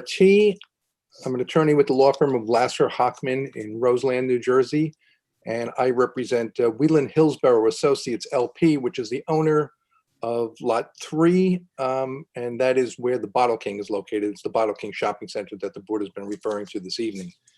The board alluded to the fact that there is a dispute or an issue with respect to the proposed easement over the Bank of America property, which is Lot 3.01. That is in fact the case. A portion of that easement does cross over our client's property on Lot 3. So to the extent that this application provides for the utilization of our client's property in any manner, we object to the application. Our client has not granted any consent for the utilization of its property. The easement in question was granted by our client's predecessor in interest. It was also the predecessor in interest of the applicant's property and the Bank of America property. And that easement permitted access over our client's property at Lot 3. But the easement was granted specifically to Lot 3.01, again, the Bank of America property. And as a matter of law, and I have provided the board and the applicant's attorney with what we believe is sound legal precedent, that as a matter of law, that easement cannot be utilized by any property other than the so-called dominant estate, which is Lot 3.01, the Bank of America property, cannot be utilized by any other property without our client's consent, and our client has not granted that consent. In fact, before this application was submitted, no one ever even approached our client to request consent. So I'm confused about that, but clearly our client's consent is required. Our client's consent was also required because a portion of its property is being utilized in connection with this application. And the fact of the matter simply is that our client has never granted consent. So, so we would request that if the board looked favorably upon this application, that they would do so and that they would approve it without that easement that is in contention. Thank you. Mr. Chair, Mr. Bernstein, may I respond to that legal argument? Please do. Thank you.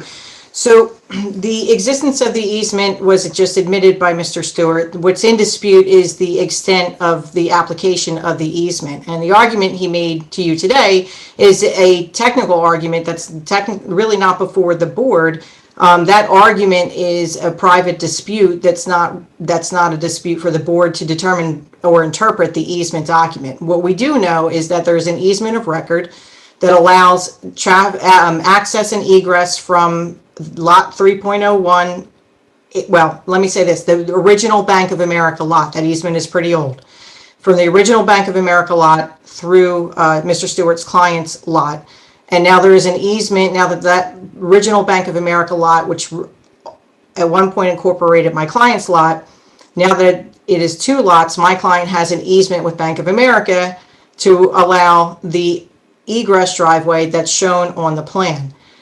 So to the extent that we're looking at what's recorded as a public record, there are easements of record that would allow what we're proposing. To the extent that the Bottle King property owner disagrees with whether or not we can use those, that's a private dispute, but that doesn't resolve the issue before the court. That does before the board. It doesn't even bring the issue before the board. The dispute between Mr. Stewart and myself or our respective clients is a private matter. The easements are of record. The easements say what they say, and on their face, they allow what we're proposing. And I'd like to note that we've provided testimony that indicates that with or without that, our property will operate safely. So what we would suggest to the board is that the applicant would agree as a condition of approval that in the event, ultimately, if Mr. Stewart's client and my client end up in court over this easement language and we're unsuccessful, in the event my client can't confirm or secure that right to utilize the existing easement between lots 3 and 301, the way that we're showing, then we would eliminate that egress driveway from the plan. But at this point, what the board has before it is a plan that shows an egress driveway that has easements that support that driveway on lot 3.01 and that support the flow of traffic as proposed. And so we would ask the board to not get involved in the private dispute between the two property owners. I do not believe his client's consent is required because the easement provides that consent. And to the extent Mr. Stewart and I may disagree as to whether or not the easement allows for additional traffic or other traffic or applies to lot 2 in its current form, that is a private dispute that he and I will have to deal with outside the jurisdiction of the board. So we would request that the board continue with the application, grant the application as submitted, and if it feels comfortable doing so, just impose that condition of approval. If we ultimately are determined to not be able to utilize that driveway, we'll remove it from the plan and it won't be constructed. But at this point, there's no reason to not move forward. If I may respond. Go ahead. Go ahead, Mr. Stewart. I agree that this is a private dispute between the two property owners, which is not within the jurisdiction of the board, with the exception of the possible fact that under the land use law, an owner's consent to an application is required if that owner's property is being considered as part of an application, which this clearly is. Our client never granted consent to this application. I just think that and I've heard Mr. Dean's testimony, I just think that if this application can proceed without that easement, I think it would be in everyone's best interest, because this could result, unfortunately, in litigation, prolonged litigation. And I'm not sure that really benefits anybody if that easement is not absolutely essential to this application. Mr. Stewart, you've heard Ms. Walters' suggestion of a condition for the approval, which is if the easement is ultimately not permitted, it will be stricken from her client's application and from the plans. Do you have an objection to that? I do, because I'm not sure at what point it becomes conclusive that the easement cannot be granted. I would prefer the reverse, that it not be part of the application, but if the parties can reach an agreement, then it does become part of the application and is approved accordingly. If I may, if an agreement is reached, as opposed to if an agreement is not reached, then it will not be part of the application. if I may, the property owner consent rule in the municipal land use law requires property owner consent if I'm constructing improvements along somebody else's property, which is why we did provide property owner consent for lot 3.01, the Bank of America lot, because we are improving the, proposing the construction of this egress driveway within the easement area.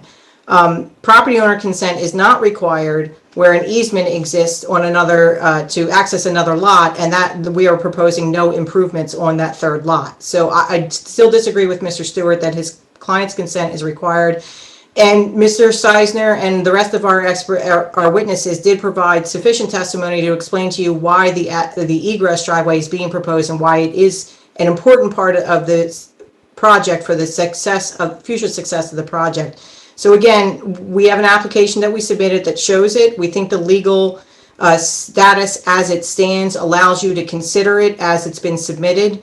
And we would agree to that condition that I mentioned before, but we're not willing to agree to not include the driveway on the approved plan. I don't want to have to come back in the future if something, you know, to revise the plan to add it when I have it on a plan now, and we're agreeing that we'll remove it if for some reason our legal right to use it is no longer secure.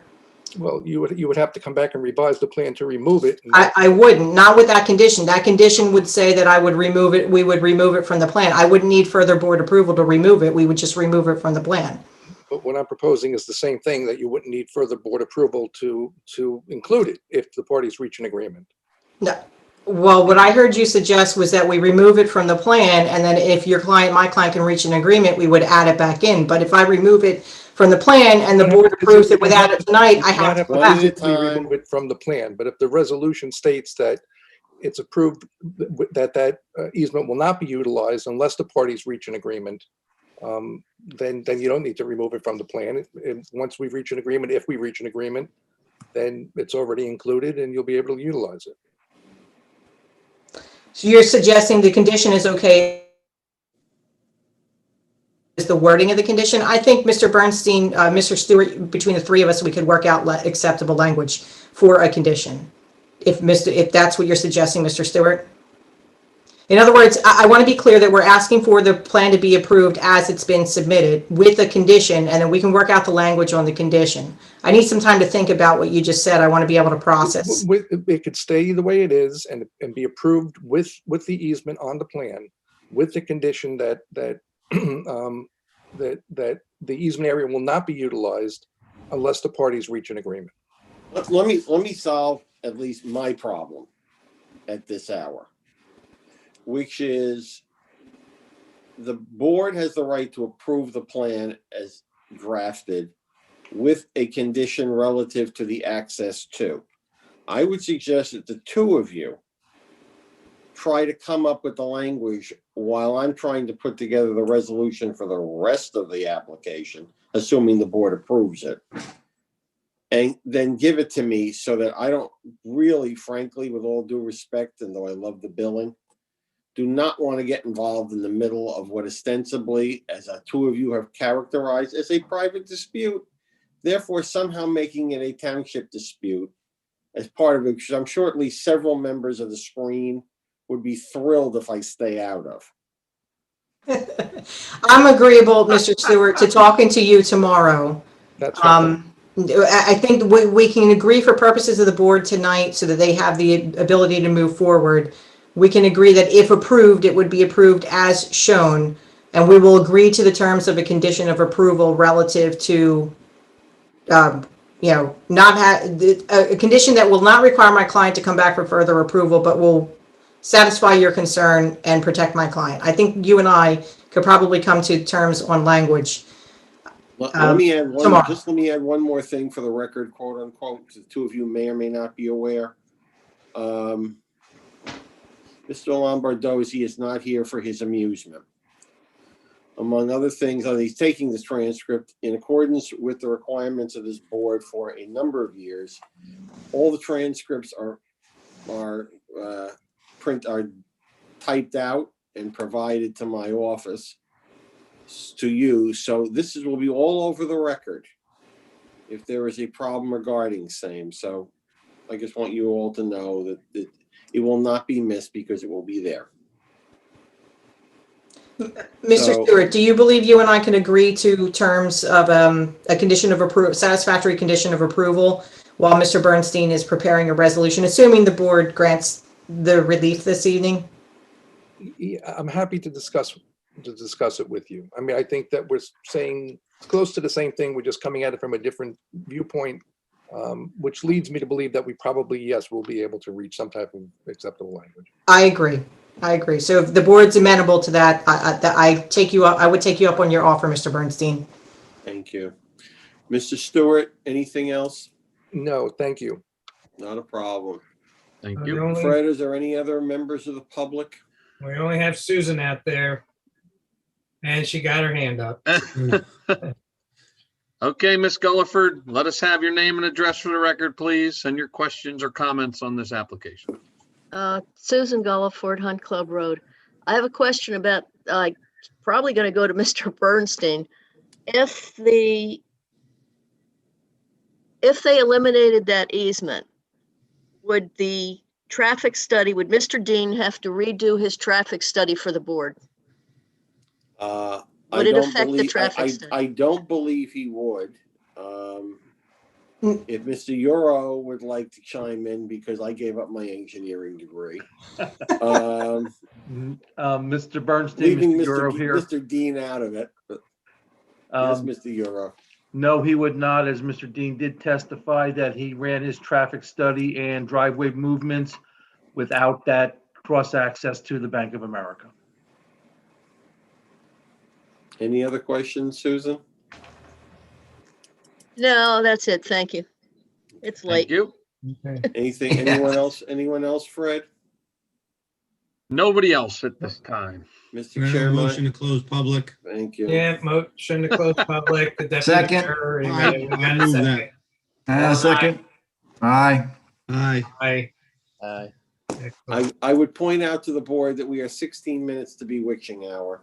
Yeah. That this board turns into a proverbial pumpkin at 11, according to your bylaws. All right. I just like to make a quick comment. I'm sure the mayor has some things he'd like to say too, before the board. First of all, I'd like to thank the application for giving us a very welcome respite from our normal affordable housing matters that we've been dealing with. Having something that, actually is helping with our downtown vision and very aesthetic is something that we are very much looking forward to. We appreciate your accommodation. We appreciate the time, Mr. Seisner, in kind of revamping this to meet our downtown vision. And while it's certainly a quirky little site, and we recognize that there's some variances and waivers that are required, it really gives us a nice sort of a center point in our downtown area, and I think you've done a very nice job with it. I will ask one thing, and I know we talked about the signage ad nauseum.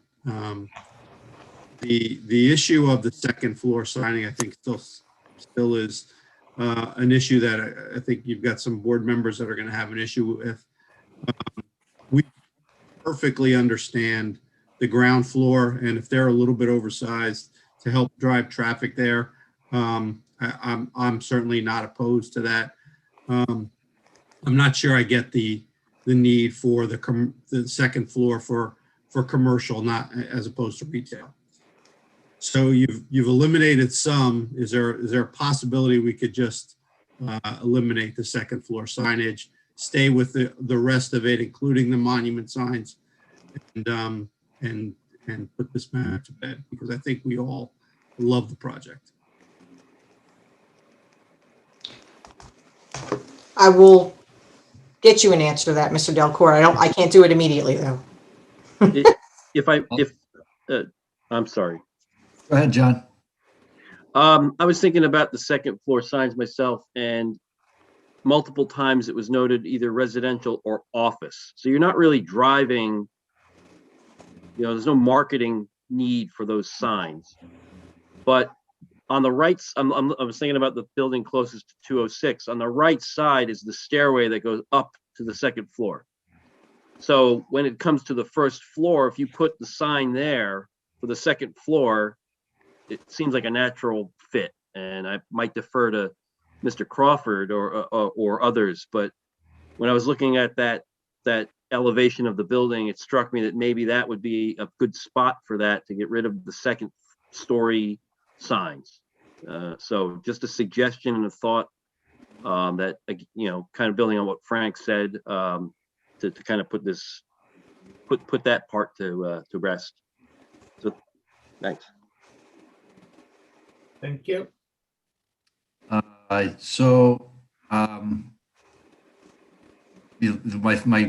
methodology of thought there is very similar to what Mr. Delcourt said.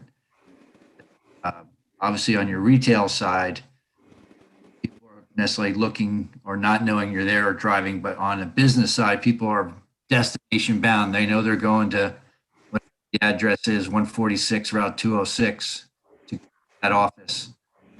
So they may not necessarily looking for the signs as much on 206 or Road as you would be for a retail establishment. Not take into effect across the street where we have a professional park and the ShopRite that's got a bunch of doctor's offices and stuff. They just have the sign out front, and then you don't see any signage until you get to that spot in the building.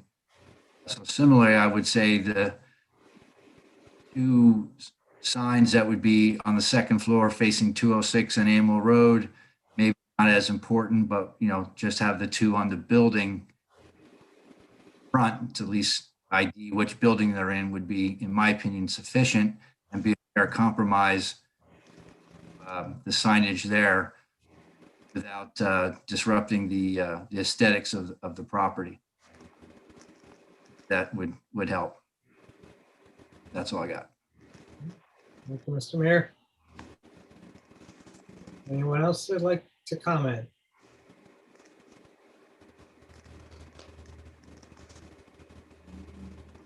Ms. Walters, it appears your client's trying to figure out how to unmute himself. I'll try to send him an unmute here. Ping him. Yeah, let me see if he gets it.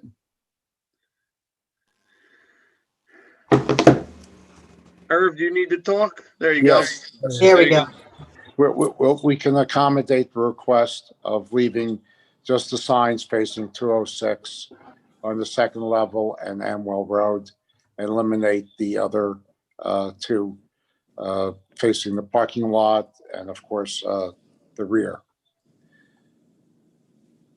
Is that what you were suggesting, Mayor? No, I was suggesting all of them, because I thought we had already agreed to that. Didn't we already agree to that? There's 6 signs on the second story. There's 2 on each facing the road frontages, 2 facing the parking lot, and 2 on the interior, the side that faces interior. And the agreement originally, or the first agreement, was to eliminate the 2 on each building that faced the interior.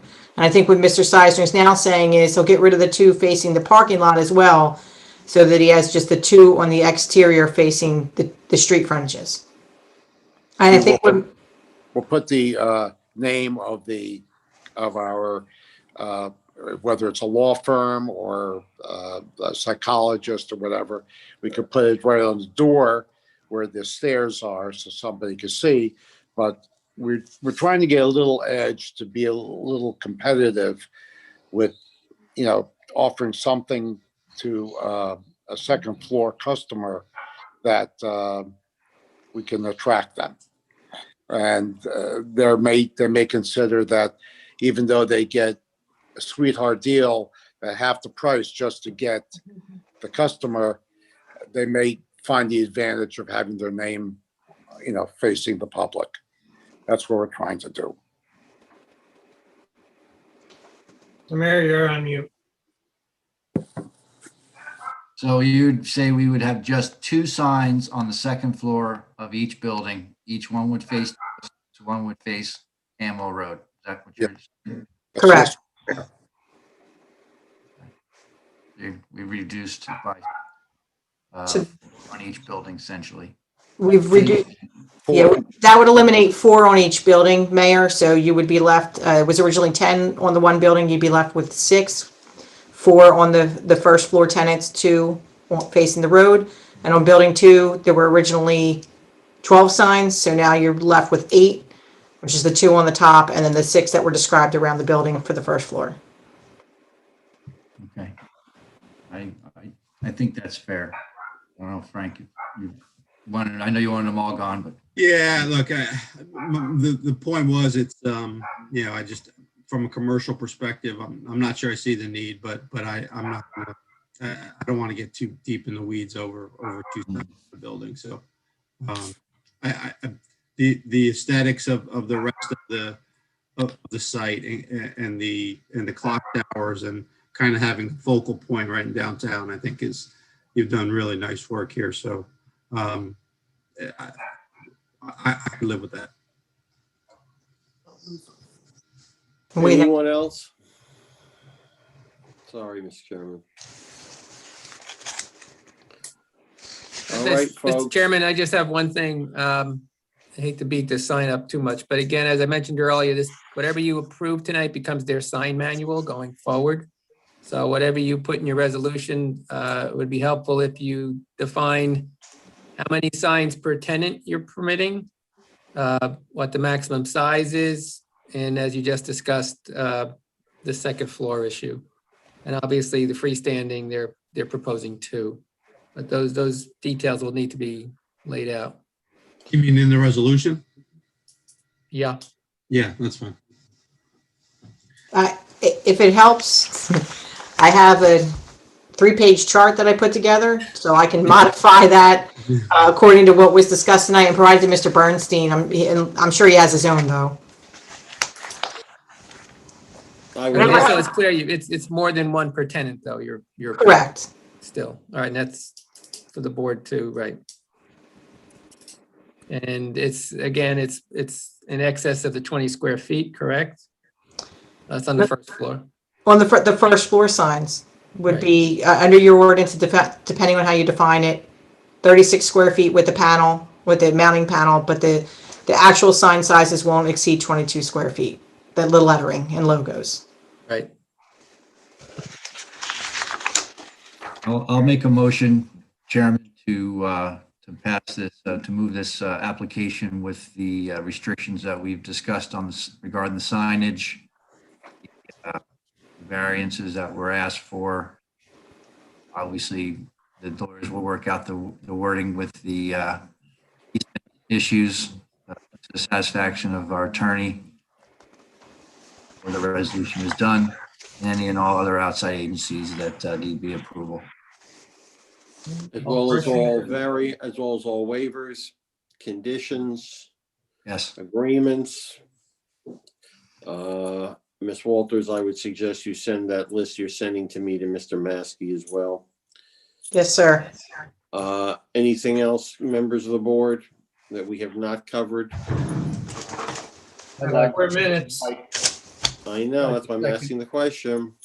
Does it include the bike rack and the EV spots? Yes. Gonna say, Motion on the floor. Is there a There's a second? motion from Mr. Lapont, from Mayor Lapani. We need a second. I'll second that. Ron Mr. Scobo. Scobo. I'd like to say that is a nice building. I think it's going to be enhance our township. I agree. All right, so we have a motion, a second, one final bite at the apple. All right, roll call, please. Sorry, just give me 1 second. Yeah. Mr. Emick, Emick, yes.